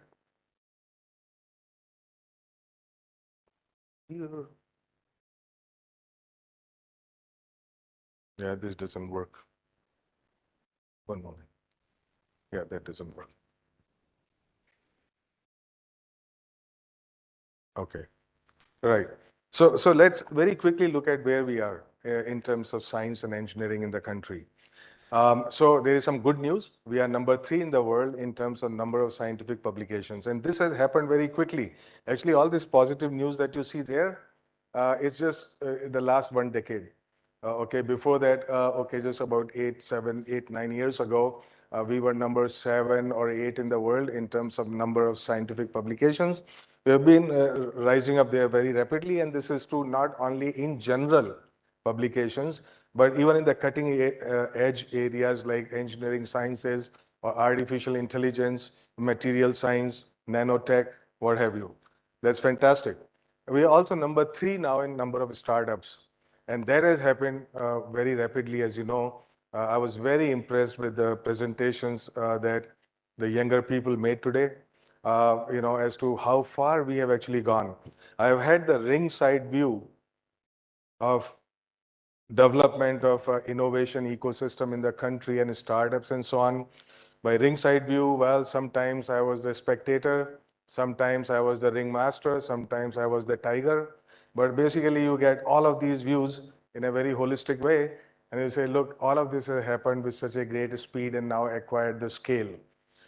This has happened because of several reasons, including policies and the culture, and nothing succeeds like success.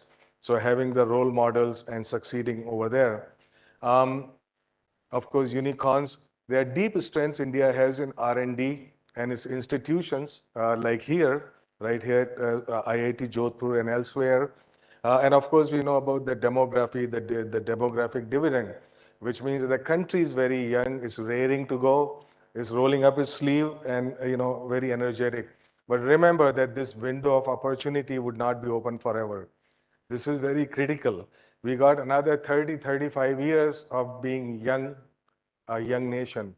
After that, this window of opportunity start to close slowly. And then, graying of society, which basically means that fewer people are working to support larger number of graying population. So our challenge is clear and present. There is no time to lose at all. I mean, not this, what do you call the business as usual time scales. That's a thing of the past. And that's a very, very critical point for all the younger people who are sitting over here. New policies, hugely diversified markets, and what that means is that if you can make a product for India, for any segment of India, then it's going to have somewhere or other a global market. It's a huge strength. So having talked about all of these strengths, we should also look at what our weaknesses are. And these weaknesses, they're not only in academia, not only in education, but they are actually cultural. They are very pervasive all across, no matter what segment of society that we talk about. And so quality a little bit missing. So while quantity has picked up a lot, if you were to look at the quality of, for example, scientific publications, by whichever way you judge them, I don't have time to talk about that, but it would be number 10 or around somewhere. So there's a gulf between quantity and quality. Okay, similarly, with the kind of research that we do, while it's good, it's publishable, it may not have relevance and direction to the problem solving and especially problem solving of our society. Now, that's because that has nothing to do with weakness in our science. It has to do with weakness in our innovation. So these are two different things totally, and you would be barking up the wrong tree if you said that our science is not strong.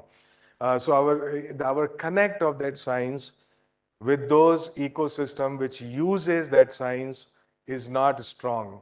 And it certainly doesn't come across in the education system that we have. The education and everything is problem centric. It's not problem centric. It's tool centric. So what it means is that I know I have certain skills. I go around everywhere to see where I can use those skills or what kind of issues that what kind of job can I get and so on. But we don't have a holistic view saying, look, here is a problem. And it doesn't matter if I'm organic chemist, I'm inorganic chemist, I'm physical chemist, I'm red chemist, green chemist. What the hell? These are meaningless words. They are good for solving exams, but they are no good for solving problems. So therefore, they are tool-centric approach rather than problem-centric approach.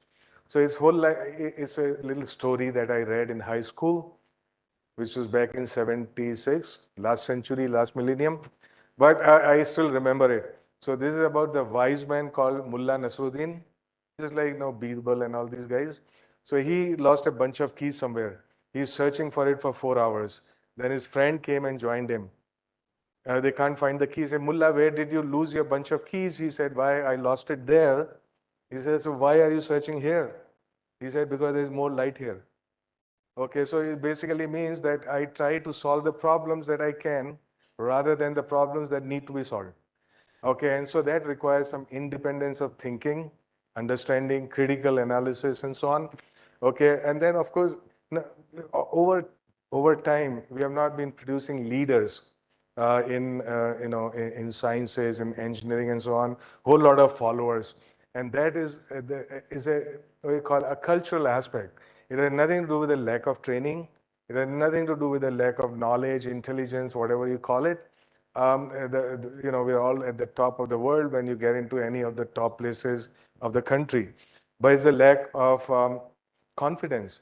So he's saying, look, if somebody else in this great university XYZ of the West is doing it, then I can copy it, right? And so we hanker after that thing, that little prestige that comes from being a part of a larger group, if you would, instead of defining our own group and our own area and then being the leader in that particular aspect.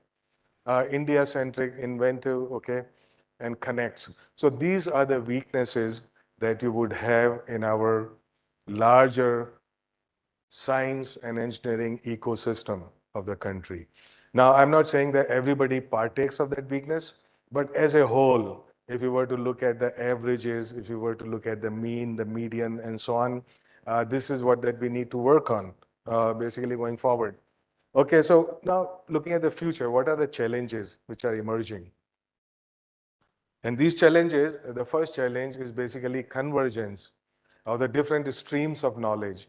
As an example, you have here the convergence, the cyber-physical systems, which is a convergence of communication, fast, reliable, stable communication everywhere, computing, distributed computing at the edge everywhere, perception, autonomous perception through sensors of different kinds, getting all the relevant information through fast communication, internet, autonomous decision making, which is through artificial intelligence tools, autonomous action, which is through actuators, and a whole bundle of these basically would make Industry 4.0. Right, so it's a convergence, not mechanical, electronics, electrical, material science, everything under the sun. And so Industry 4.0 basically would be the convergence of digital and physical, which is happening now, which means active digital, not just passive digital carried in my pocket. The next big frontier would be absorbing the biological in this, which means the trinity, the holy trinity of cyber, physical, and biological. So of course, the cyber physical will get into our bodies, and our bodies will get into cyber physical. Integration would happen both ways. And this is just around the horizon. This is the big challenge and opportunity for the next gen. Okay, so this has implications on the way we train, the way we have education, the way we think about ourselves, the way we organize our research and education. All of this has a great implication for that future. Now, of course, that we already know, so I would not belabor this point, but saying that this revolution which is happening now has greatest impact on every aspect of our life, No matter what it is, my personal life, my professional life, learning, work, governance. Governance is a very interesting aspect, and one can, at least have discussion for about 10 hours as to how technology impacts the systems of governance. What is the, centrifugal and centripetal forces in what we call democracy and what we call centralized way of governing and so on. Very interesting. Anyhow, experience, entertainment, mental health, judiciary, commerce, medicine, privacy, safety, and so on. So this is about the convergence of different streams of knowledge and how do we define our identity. We define our identity the way when we graduate from a college, we say, look, I am such and such kind of engineer, and basically that we acknowledge the restrictions that that particular identity brings. There have been some missions that have been launched by Department of Science and Technology to address some of the problems of convergence in technology. Second, overarching challenge for all the generations that are going to live next 50 years is sustainability, is climate change. It's about all the horrible things that are going to happen. Make no mistakes about it, they are going to happen.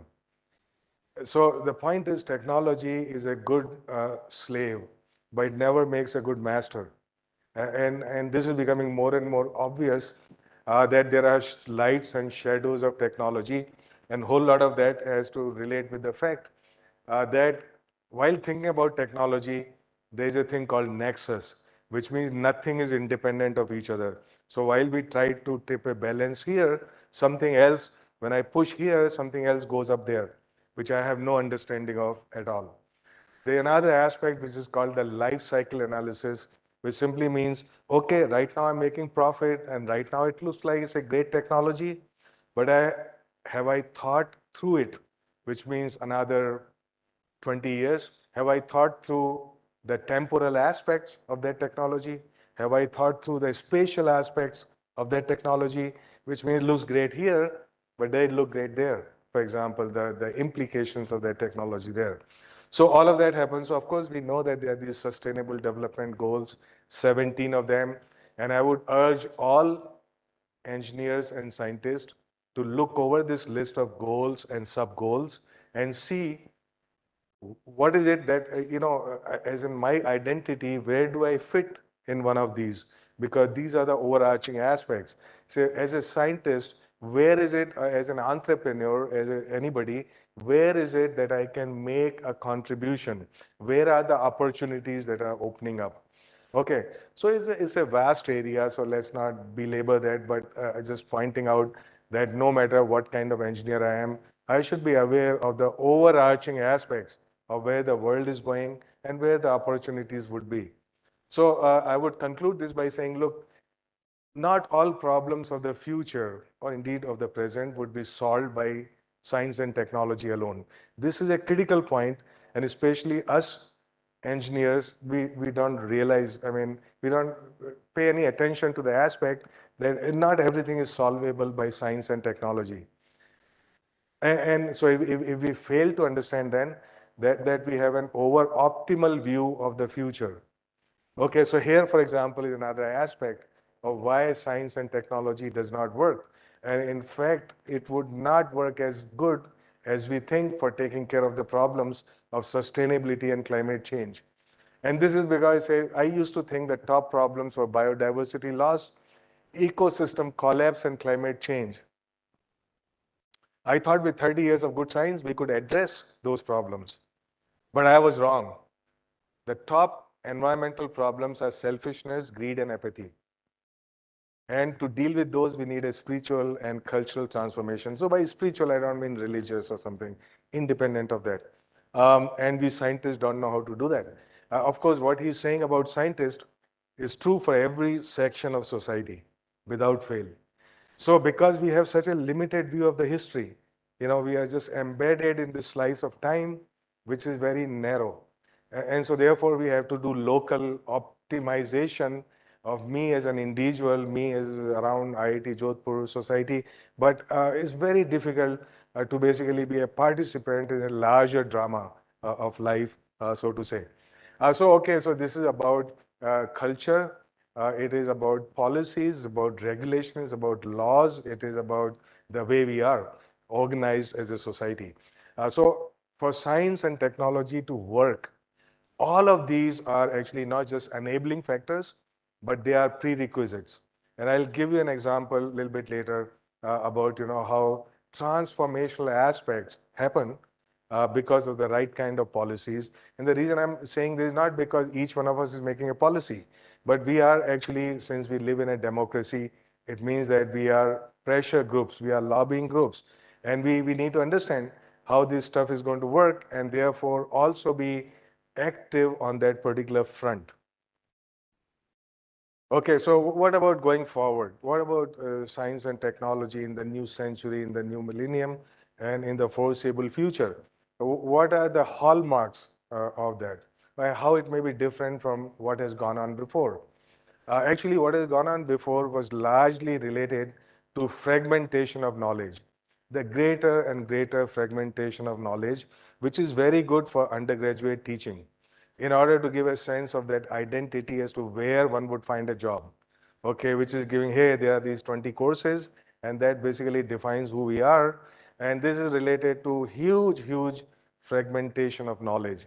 It has meaning, as I pointed out, certainly has meaning, but now, okay, one has to do the reverse. Reverse is much more difficult because fragmentation is a spontaneous process which increases entropy.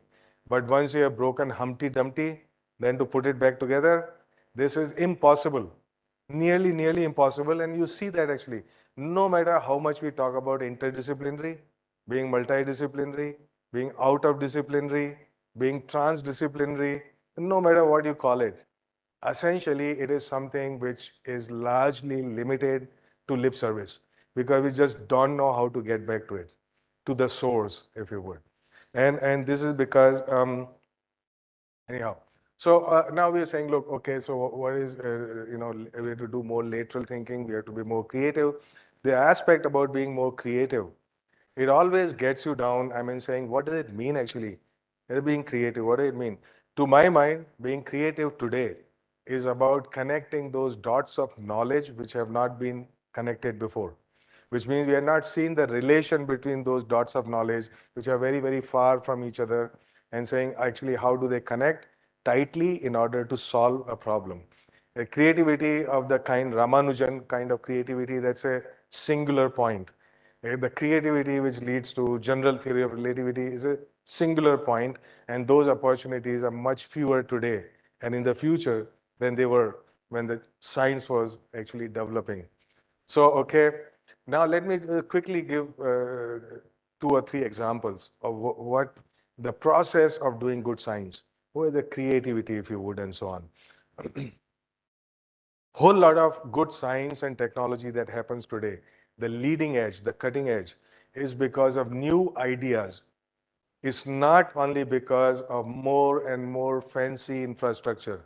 While that's needed to a certain point, to go beyond that would require revolutionary new ideas. So here is an example.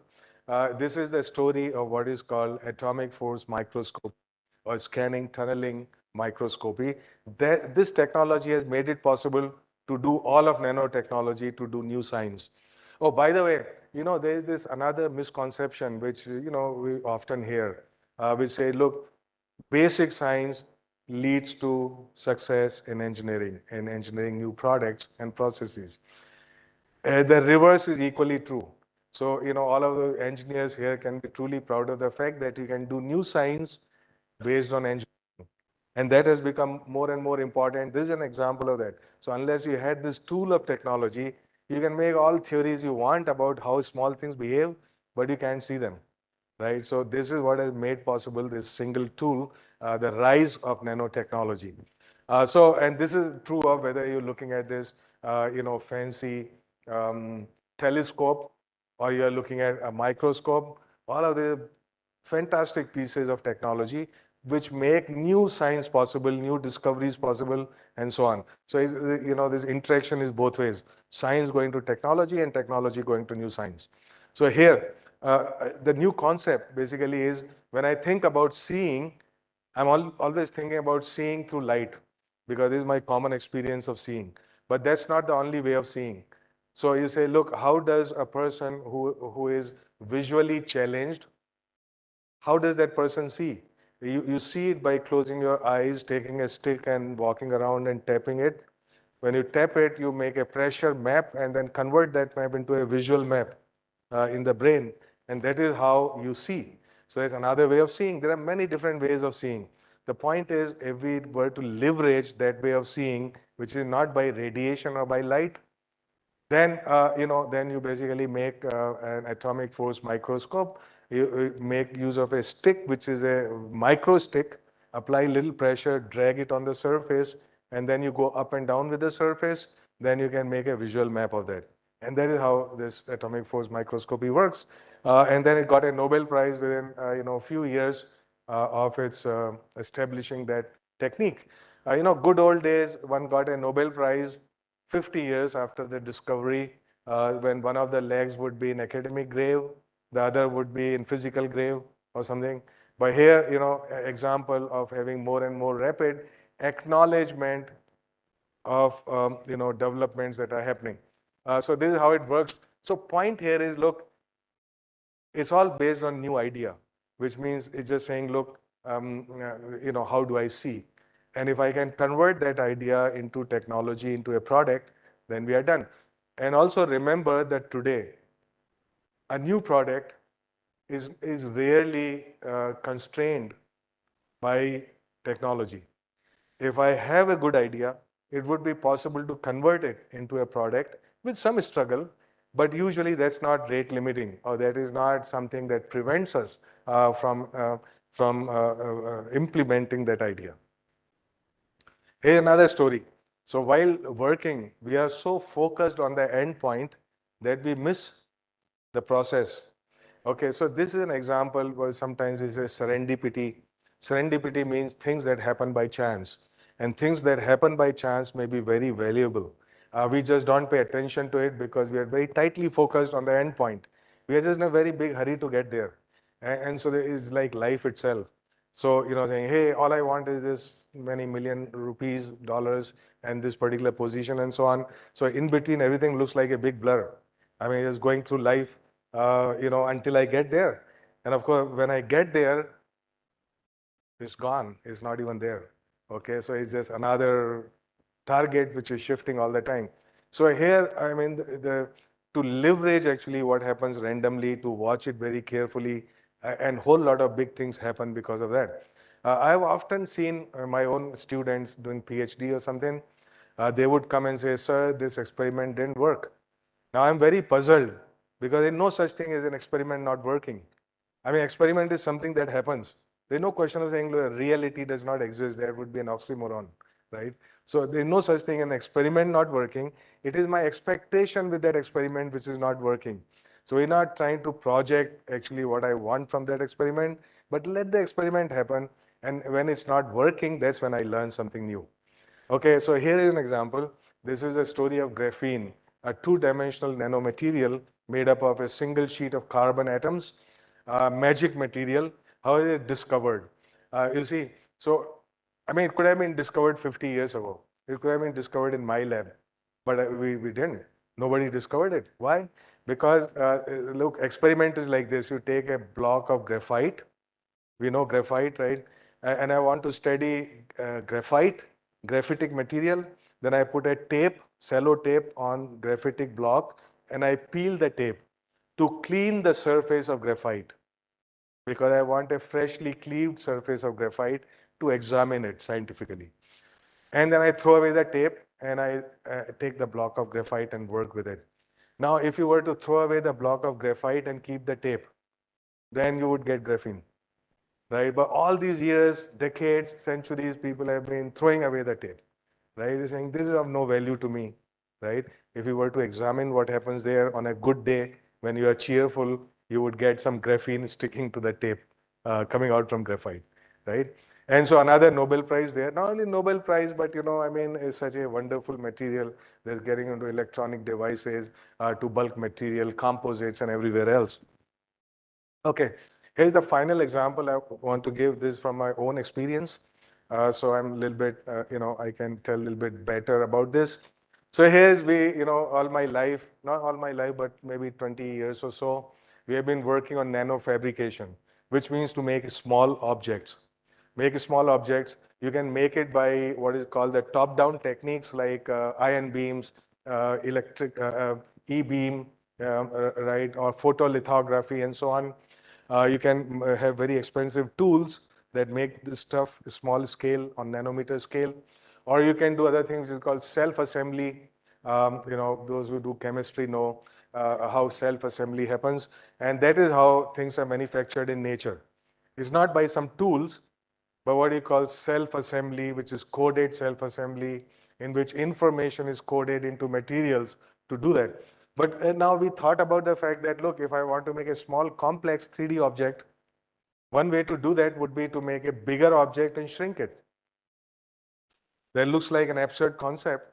And of course, that we picked it up. I saw this movie, a very popular movie in 1980s, which said, "Honey, I Shrank the Kids." Right? What is it? I mean, you have big kids and you shrink them, you become small kids.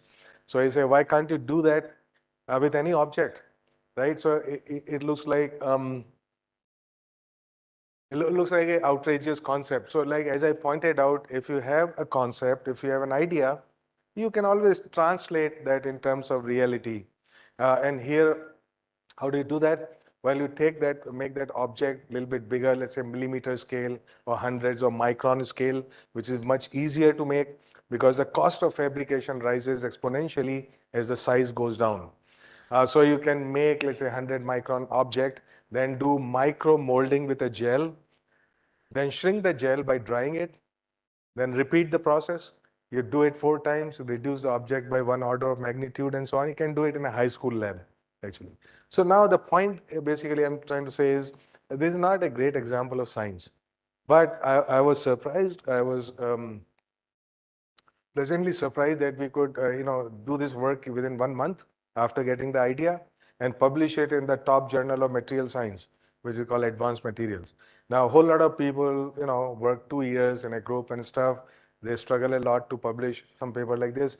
So people are looking for new ideas. They're not necessarily looking for incremental work, which somebody else can do. Idea is already there, right? So it's a simple illustration of taking risk and thinking new ideas. Another overarching theme in science today is to get inspiration from nature, both in science and in technology, in products and so on. Now, this is actually an inexhaustible source of ideas, nature. The only reason we are not able to get these ideas and translate them is because I'm sitting in my lab all the time, I'm looking at a screen and I'm saying, oh, look, all my ideas will come from vacuum. Right? Some ideas come from vacuum and some ideas come from by looking at how, other people, other things that happen in nature. And of course, the kind of fantastic technologies that are mastered by nature, I think we have many, many centuries and millennia of actually in duplicating, understanding how things happen there. Here's just some simple examples of how things happen in nature. You have to look at the vibrant colors happen in nature. We don't have paint that looks like that. Structural paint without dyes, actually. If you look at these frogs and gecko and insects that stick very strongly and still walk around, which means reusable adhesives, which also can modulate the strength of adhesion, we don't have it, right? So a whole lot of those things. So we can learn actually what happens in nature and understanding that, translate that into practice and products. And coming to the last part of this talk, which means, okay, lots of exciting things are happening in the future.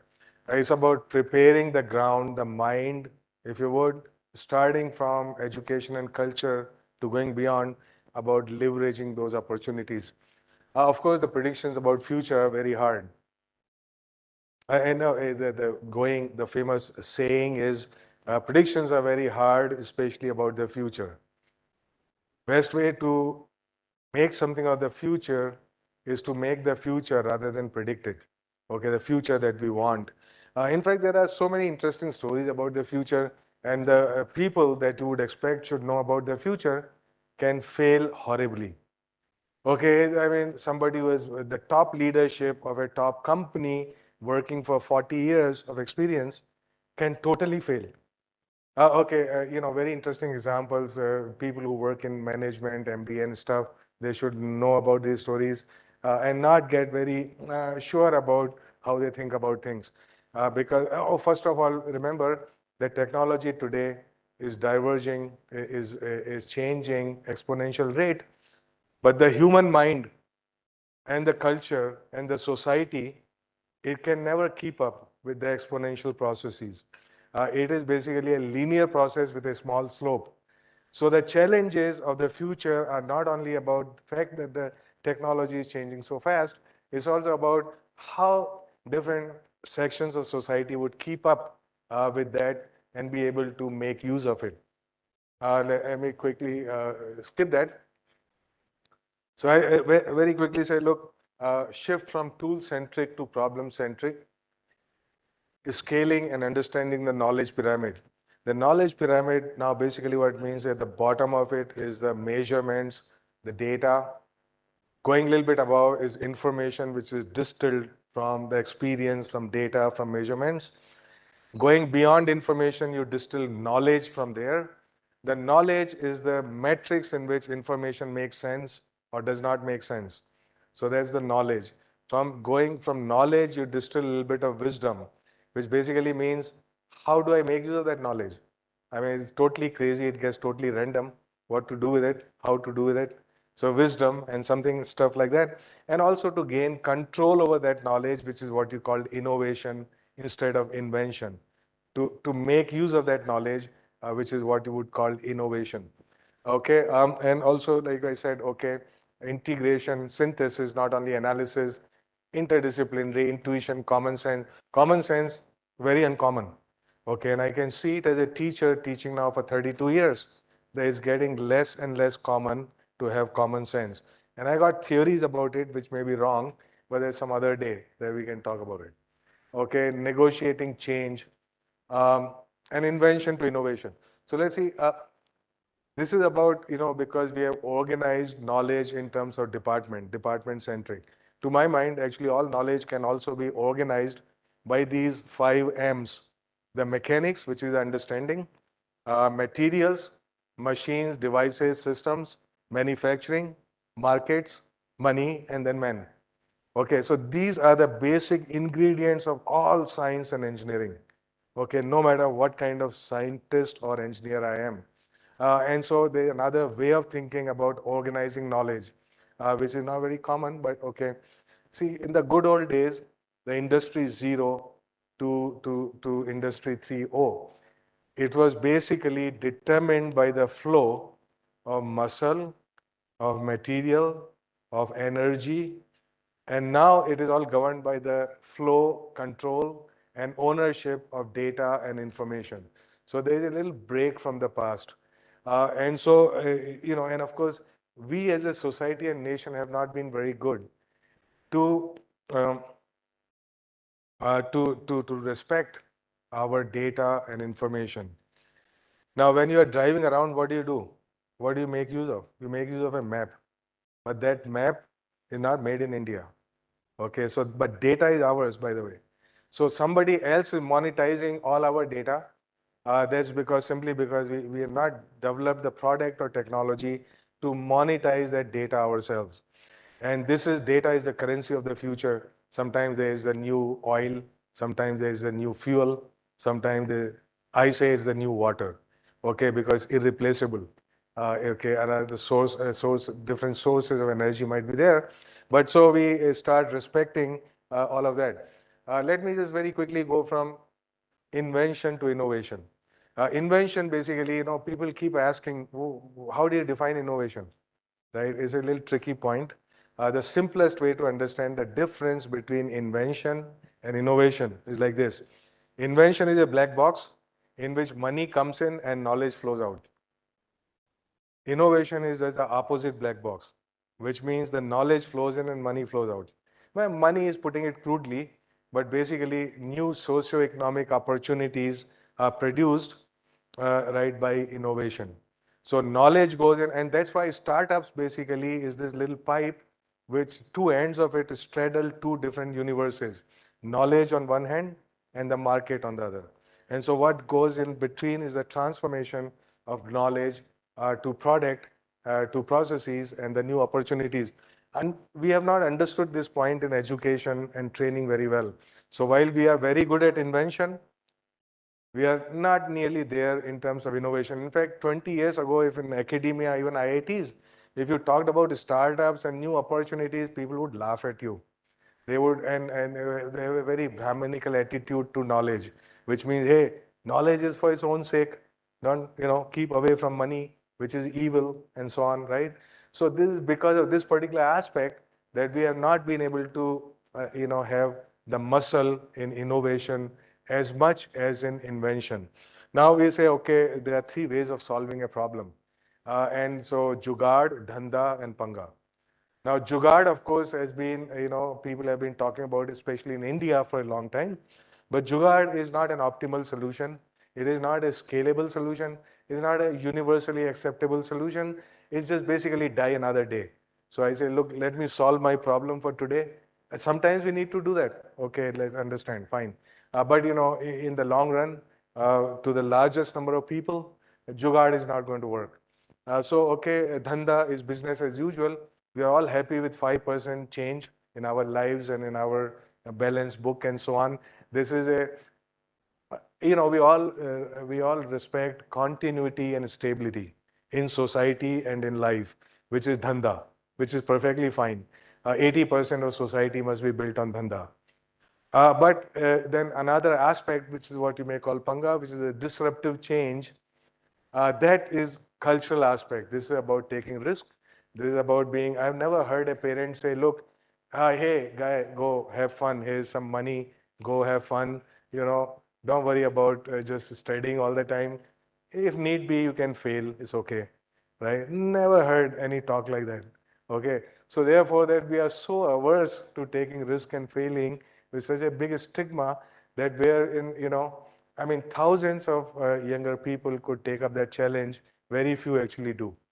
And this is it's totally not related to training, not related to intelligence, not related to preparation and all of that. Knowledge is just related to just the way we are. Okay, so let's forget that. Another big challenge, of course, we know is diversity, inclusion, and equity. I've never seen a bicycle run very well on one wheel, except in a circus. So therefore, if we wanted to have a balanced society in which every person, regardless of geography, regardless of socioeconomic background, regardless of gender, regardless of all of this stuff, is able to contribute to economy in its own way, right? Then we would not have a sashakt, empowered society, if you would. And so that's a challenge. I think we're coming to the end. What's the time now? I got 5 minutes more. 5 minutes more. Okay, thank you. So I was saying about policies. Why actually policies are so important for science to work for us? There are some examples, but I'll focus on only one of them, which is a policy on geospatial data surveying and mapping. The way surveying and mapping is done today is by flying a drone, having a LiDAR, and then you can do digital mapping and so on. Why is it so important for economy? So first of all, let's understand right now it's not a problem of technology because we got LiDAR, we got drone, and a lot of startups are now coming up with drones. By the way, assembling a drone and flying it just a year back would have been a criminal offense. Okay. So unless you have a policy that liberalizes and deregulates that particular sector, we'll keep importing all of this because you can't make it yourself. You need tedious approvals. Now, coming to surveying and mapping, you see every development, every governance, every infrastructure, every service rides on surveying and mapping. Like I said, all of us basically ride on maps, which unfortunately no Indian company has. Unfortunately, no government doesn't have, right? And why do you think that is so? It is so because for 100 years or more, from the time of the British, the surveying, to do any survey and to do any mapping required approvals from the government, which takes 6 to 8 months, which is very, very complex, struggling process. Even for the government entities like the Survey of India, it's their mandate to do survey, but even if they were to do survey of a particular site, they would need the same approval process. And now imagine if you were to take, infrastructures, big infrastructures, if they're delayed by 6 months, what is the cost to economy? It runs into several lakhs of crores every year. Services which ride on it. Okay. So now, how does policy help? So, Department of Science and Technology made this new policy after several hundred years, which said, look, you don't need any approval for undertaking surveying and mapping by any entity in India, including a citizen, unless that area is protected by a competent authority. So therefore, you separate the developmental aspects from the security aspects, right? You say, look, security and development, they may be in conflict, but how do you resolve that conflict? You resolve that conflict by policy. And just to give you an upshot of this policy, which is as simple as this, can be put in 3 lines, if you would, right? So now an upshot of that is this scheme called Swamitva, which is launched by Prime Minister more than a year ago. What does it do? It basically says, look, that all the ownership certificates of your land will be given to you, digital certification of your land, which is the biggest problem in India because all the rural people, farmers and all, they don't have ownership papers of their land. Whole lot of them. So which means 50% litigation in our courts is because of the fact that people don't have a paper showing as to what they own in terms of land. Also, you cannot go to a bank and take loan because you don't have any collateral. So as soon as you have, certification of your land, you can monetize the land. So imagine the new amount of money that is going to flow into market because of the fact that you have ownership certificate.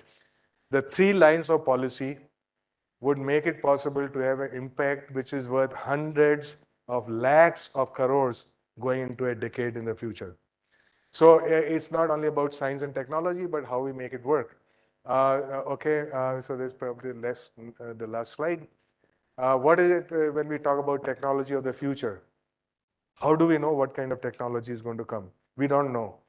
But we know what the mind actually desires, what the mind wants, and all the technology would be in response to that. To map these needs, to be healthy, to have good quality of life, to be connected with equality, to learn and to apply especially in complexity, to make decisions, to be entertained, to have a better life, to be happy, to find fulfillment, to create and control your own world, to live long, maybe forever. And of course, the basic mistake that for over 1 century that technologically empowered societies have made, and also the systems of economics, starting from the Chicago School of Economics at the turn of the last century, is that we have equated happiness with consumption. This is something that one can examine whether this hypothesis, the theory has any meaning or not. So if you were to look at what actually drives technology, what indeed drives all human activity is very simple. It's about the Maslow's hierarchical needs, the pyramid. At the base of these needs, they are called deficiency needs, roti, kapda and makan needs, physiological needs, safety needs, belonging and love, esteem. Then you go, if you have all of that, then you can graduate to the so-called higher needs, which are cognitive, aesthetic, self-actualization, transcendence, whatever. It's not some Hindu philosophy. This is, this Maslow's hierarchical need model, right? Now, interesting thing about this pyramid that you can examine is that all these, what is called deficiency needs, can be addressed by science and technology. But as you go up there, there's less and less chance that you can actually address those needs by technology. In fact, there could even be a negative correlation between satisfying those needs and the level of affluence and technology that one makes use of. This is very interesting, because as we negotiate the complex future, we also must be able to negotiate the so-called higher needs of fulfillment in everybody's life. And how do we do that? This is like, okay, there was a time before the pre-industrial society. They were actually totally focused on those needs only because they have no technology, right? Now the flip has happened. That flip has happened. They're going from what you may call the technology of inside to technology of outside. And of course, that one needs a balance between this. When you flip between two extremes, basically you totally you have lost the picture. Okay, this really is the last slide actually now then, right? And so this is an example of saying, look, how do we put some fun back in what we do? Okay, this is the most basic need because we are all humans first, and then scientists later, or engineers later, or entrepreneurs later. So I'll show you actually, while we do all of this work, we should also have some excitement, if you would, of doing that work, some creativity and so on. So an example, my group has been working for about 25 years on self-assembling small objects like polymers. So here is it's just it doesn't matter. I'm not going to explain it, but basically you get periodic structures that might look like this. They're coming from polymer by self-assembly. Okay, and what you see are little domains. They may be a micron in size. They may be 10 nanometer in size or 10 micron in size and something. Then I say, look, what do I do with this? I mean, I can make these structures, but I must put them to some use. And to put them to some use, for example, the inspiration came from a popular movie of the 50s. And so I want to show you that clip and then end there this discussion. And if I can play this clip, which you would enjoy, I'm sure we know where this comes from, right?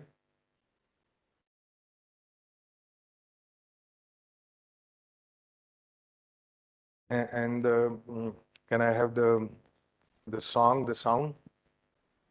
Can we have the sound here?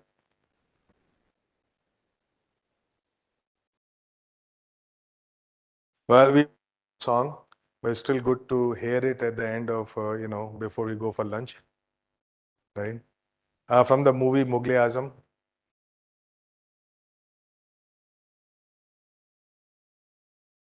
What is the song? Chup na sakega, something like Ishq Hamara, right? Okay. Anyhow, you see that the emperor is not looking very happy, but then there's, I mean, all of this stuff going on. So what I want to show you, look, you can get inspiration from here. Each of those little polymer droplets, they are actually like a micro lens.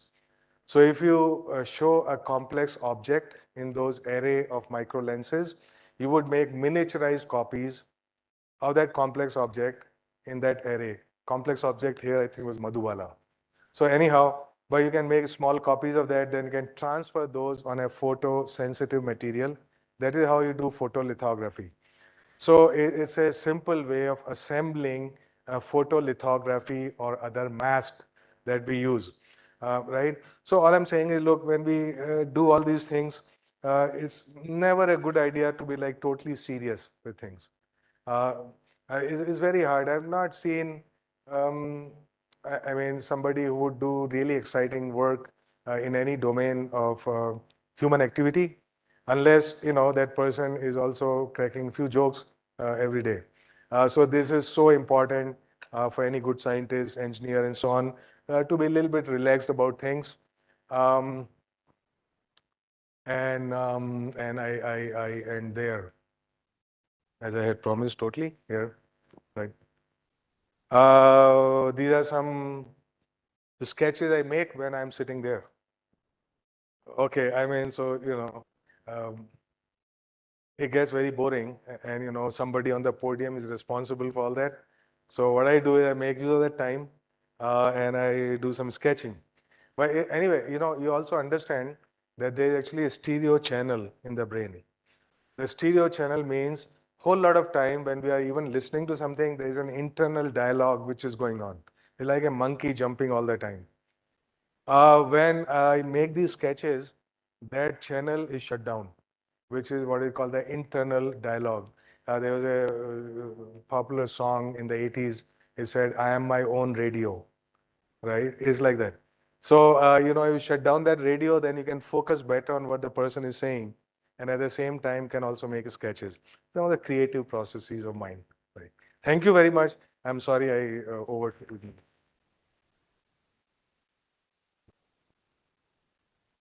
We can have half a question, if you like. Very quick question, if there any. Take that.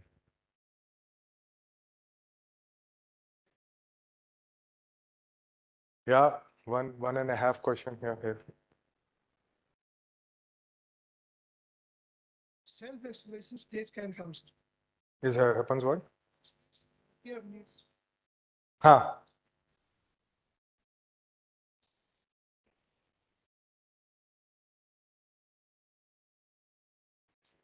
Needs, yeah. Yeah. Yeah. You see, this is such it may appear to be a simple question, right? But actually not simple at all. Because I mean, all the books from Upanishads to Mool Madhyam Karika of Nagarjun and everybody else actually deals with this question, right? So therefore, a very simple answer to this question would be that actually only you are the judge. There's no other judge. Because, you can always have a black box, which for the same input would produce the same output that you may call self-actualization. But it's a machine. So a machine mimicking the human being as an objective observer. As an objective observer, you cannot differentiate.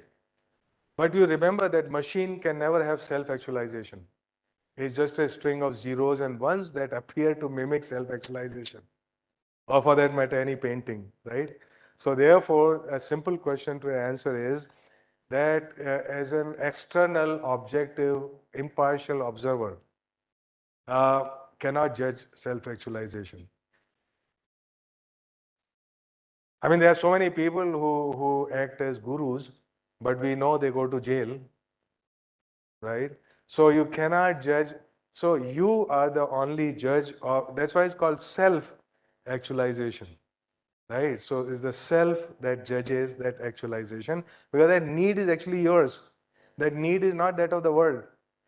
This is where the subjective and the objectives collide. Yeah. Yeah.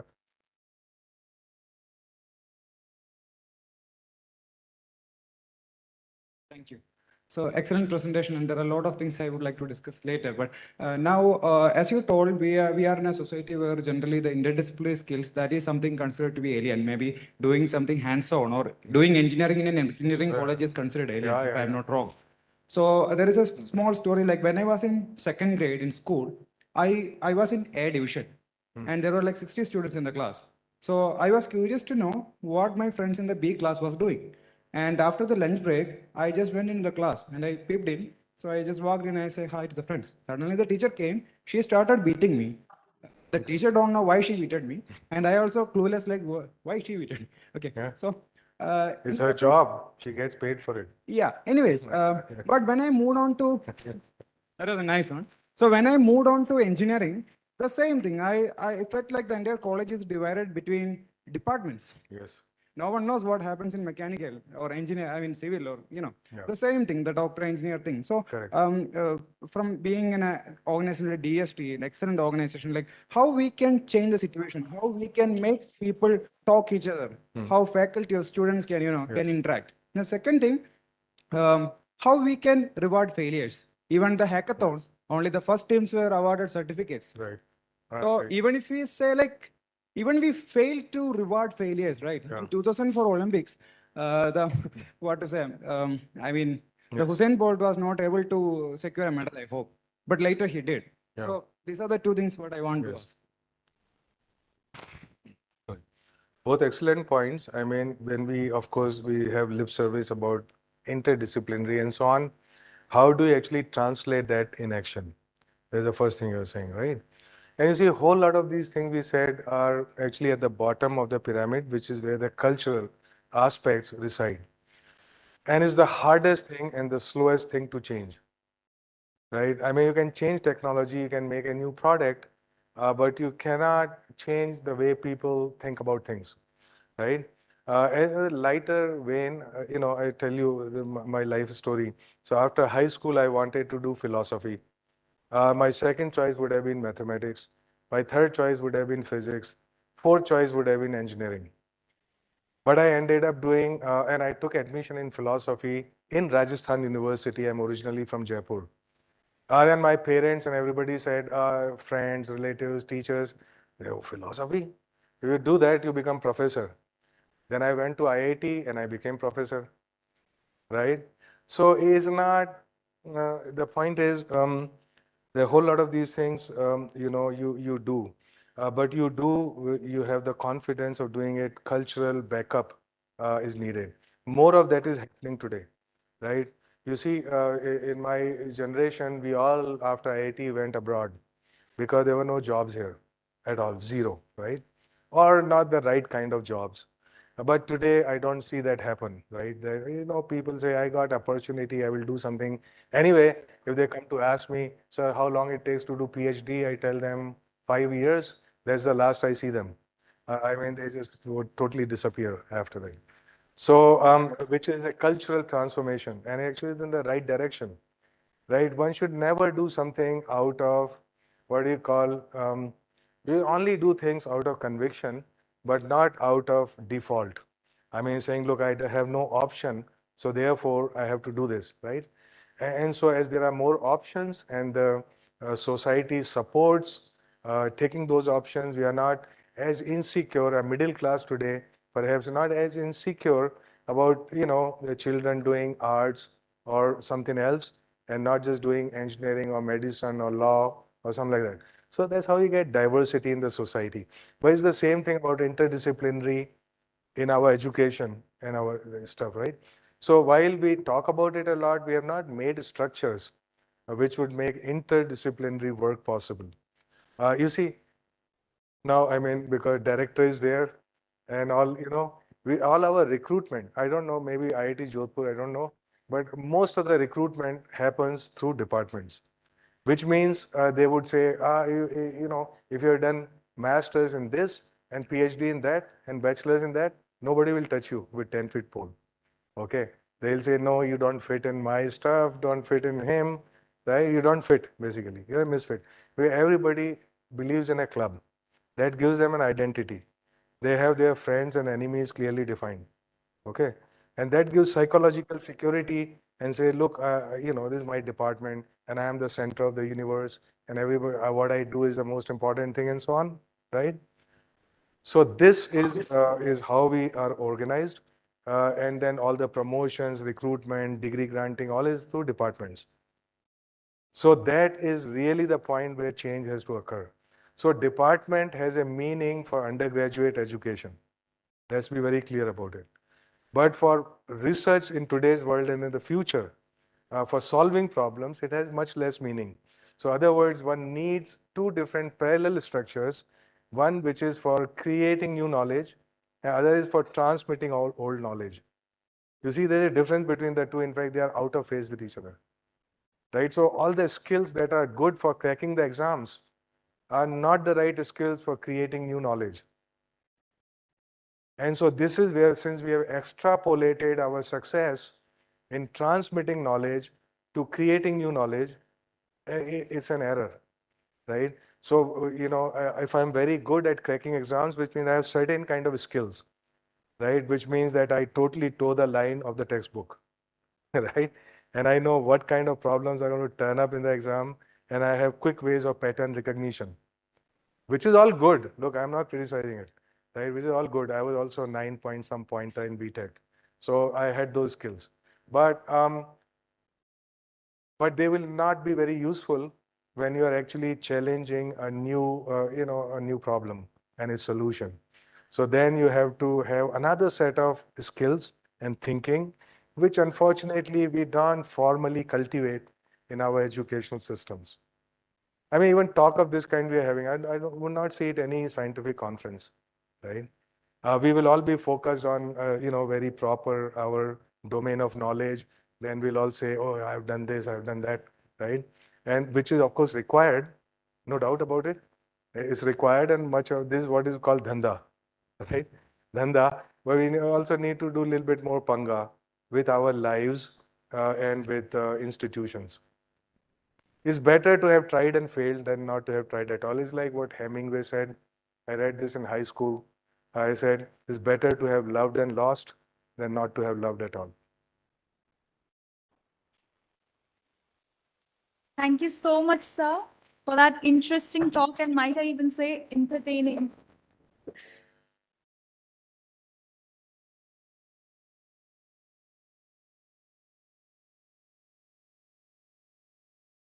Moving on.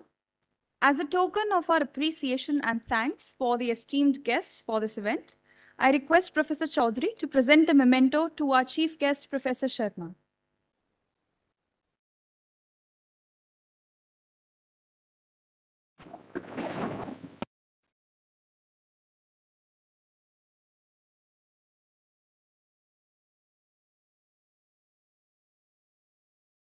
Thank you, sir. I request Professor Chaudhary to present a memento to our guest of honor, Srihara Prasad.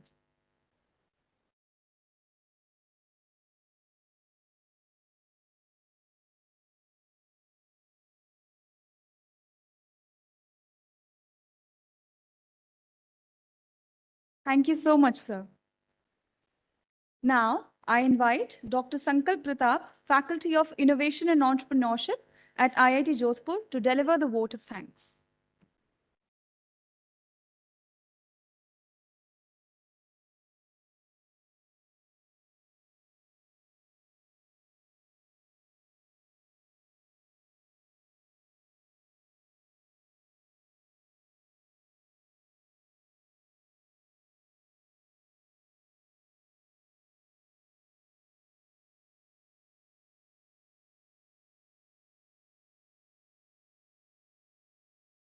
It is my privilege to propose a vote of thanks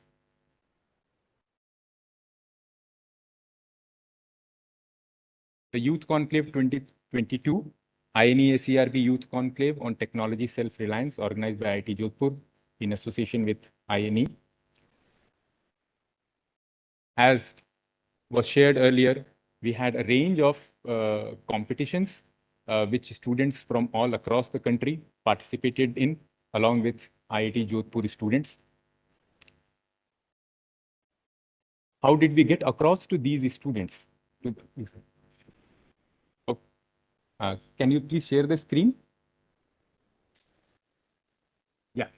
So a range of competitions were held, and we saw how across the country teams have taken awards. But I would just like to share with you as to how all of this happened. So what worked was this mobile phone in hands of all of my young friends. Sleepless nights, S is missing there, sleepless nights, and a lot of energy which gets activated after 10 p.m. So it's the combination of this which actually got us to a very large number of people wanting to participate. Over 2,000 people wanting to participate across 149 colleges across the country.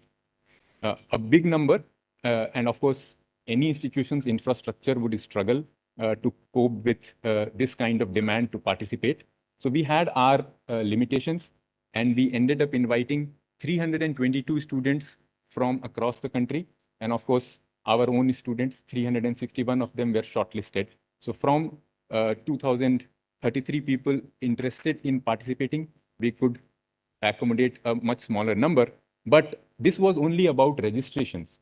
Once more, the students had to this time use all the three elements, but this time they had to put their feet on the ground. And in fact, one of the students told me that the time he has spent in Jodhpur city in the last 10 days is more than the time that he spent in the first 3 years. He's in the 4th year, first 3 years of his education here. So that's the kind of feet on the ground that we had, which made all these people actually come.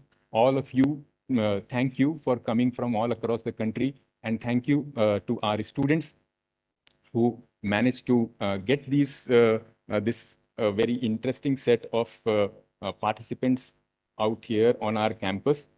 This students' energy was particularly helmed by Manav Kapoor, Mitar Taroda, Anirudh Bajaj, and Udit Agarwal, along with their very, very large team of around 150 students from campus.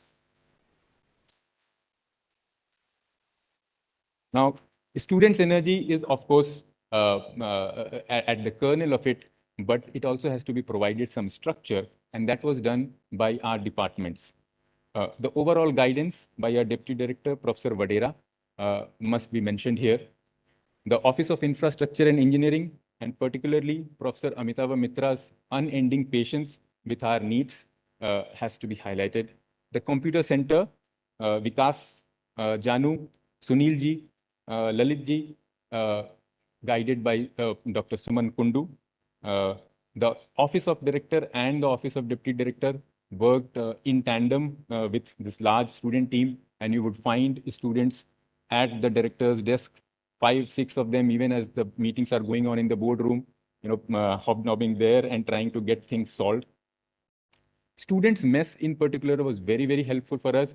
We could get tea and various other things on time as and when we required. Today there was a bit of a goof up, but that's hopefully you will excuse us for that.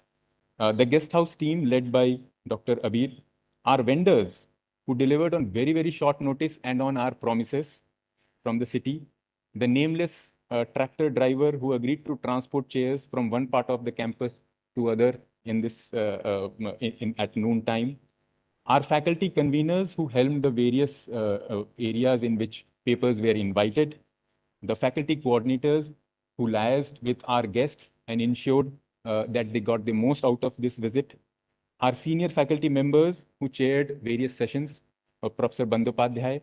Particularly, I must mention Professor Bose, Professor Neeraj Jain, Professor Ajay Agarwal, Shri K.K. Roy, for judging the hackathon and ideathon events late at night. It ended, I must tell you, at midnight, and that is when we informed the participants as to who has won the awards. Our guests, external speakers who traveled all the way to be with us in Jodhpur and share their knowledge with us. We are thankful today to Shri Srihara Prasad for sharing with us how defense labs and academia can collaborate and how young students through startups can contribute in this endeavor of national importance and national security. We are thankful to Professor Ashutosh Sharma for sharing with us how convergence of various streams of knowledge is the next big thing, particularly the cyber, physical, and biological converse, and how we can discover our individual identities in the complex list of SDGs, the criticality and the simultaneous difficulty of doing interdisciplinary work, and finally, illuminating us about Jugaad, Dhanda, and Panga, referring to the 3 books that he recommended. Finally, and very importantly, we are grateful to INAE, to Professor Indranil Manna, Professor Purnendu Ghosh, Dr. Debjani Bhattacharya, Lieutenant Colonel Rai, for facilitating for IIT Jodhpur the opportunity to organize the Youth Conclave and benefit from hosting the energy of the youth on our campus. Of course, SERB for the generous funding so that we could begin our work, and to other sponsors of the program who contributed in various ways. Thank you, ladies and gentlemen, and young students, for your participation and for your support. Thank you.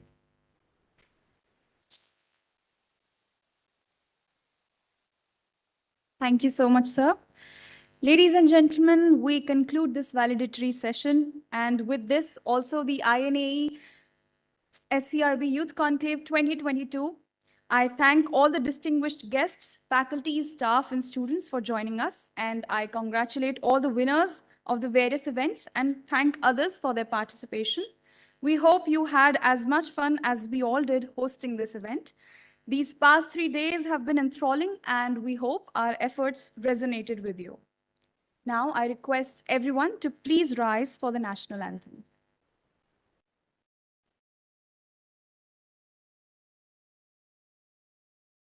जन मन अधिनायक जय हे भारत भाग्य विधाता पंजाब सिंध गुजरात मराठा द्राविड़ उत्कल बंग विंध्य हिमाचल यमुना गंगा उच्छल जलधि तरंगा तव शुभ नामे जागे तव शुभ आशीष मांगे गाहे तव जय गाथा जन गण मंगलदायक जय हे भारत भाग्य विधाता जय हे जय हे जय हे जय जय जय जय हे. Thank you, everybody. Here's wishing you all a very bright future and all the very best for your future endeavors. Thank you. Jai Hind.